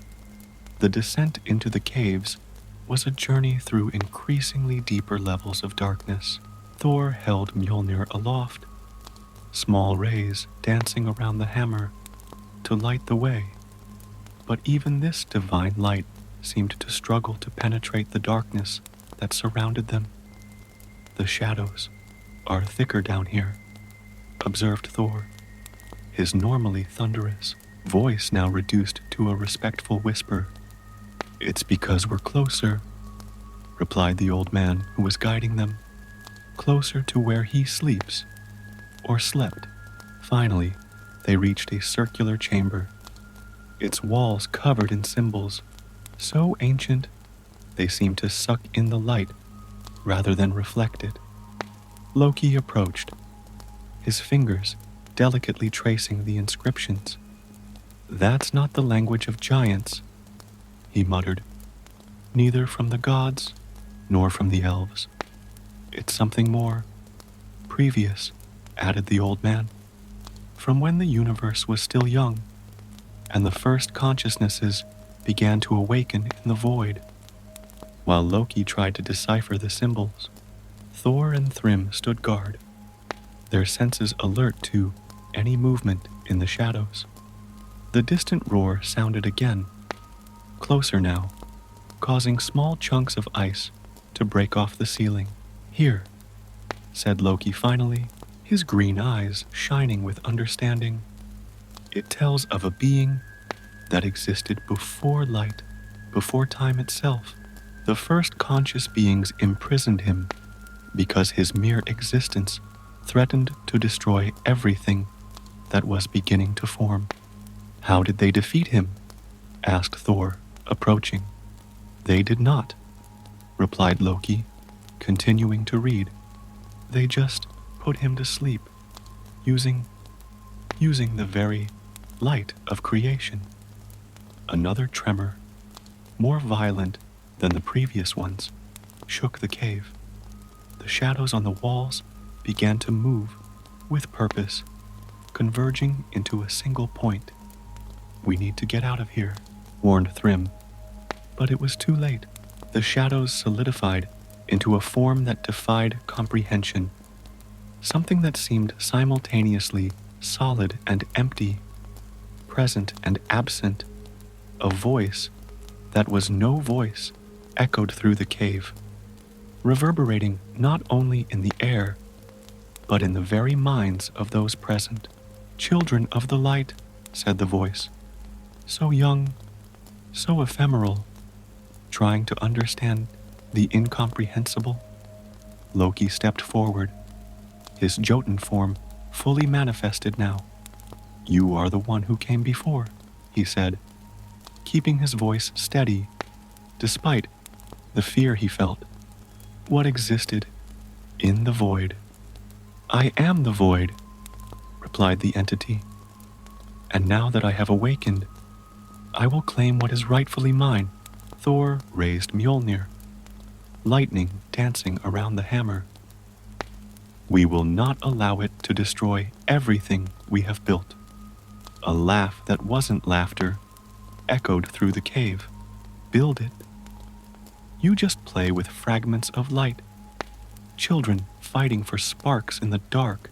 It was then that Loki noticed something in the ancient symbols, something that had initially gone unnoticed. "Wait," he said, his mind working quickly. The light of creation was not used to imprison him. It was used to give him form. The entity stopped, its shadows rippling differently. "You see more clearly than your ancestors, child of ice and fire. The first beings did not imprison him, Loki continued, his voice gaining confidence. They transformed him, gave him consciousness, form, so that he could coexist with creation instead of destroying it. Thor and Thrym looked at Loki with confused expressions. But the god of mischief continued, "And now you awaken not because you want to destroy, but because the balance has been disturbed. Because we need your darkness as much as we need our light." Shadows danced around them, and for once, they didn't seem threatening. "Cunning and truthful," said the entity. "You have finally learned to use the truth as your greatest weapon, Silvertongue." "So you didn't come to destroy us?" asked Thor, Mjolnir still erect. "Destruction and creation are two sides of the same coin," replied the entity. "I just need to remember my purpose, and you children of light need to accept that the darkness is as necessary as the brightness." Loki understood then why Odin had freed him, why the Norns had spoken of balance, his own journey, learning to use the truth without abandoning his cunning nature, was a reflection of that same lesson. "And now?"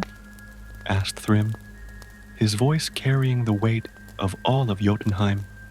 "Now," replied Loki, "we begin again, not as enemies, not as rivals, but as parts of a greater whole." The shadows began to dissipate, no longer threatening, but like a protective cloak over the realms.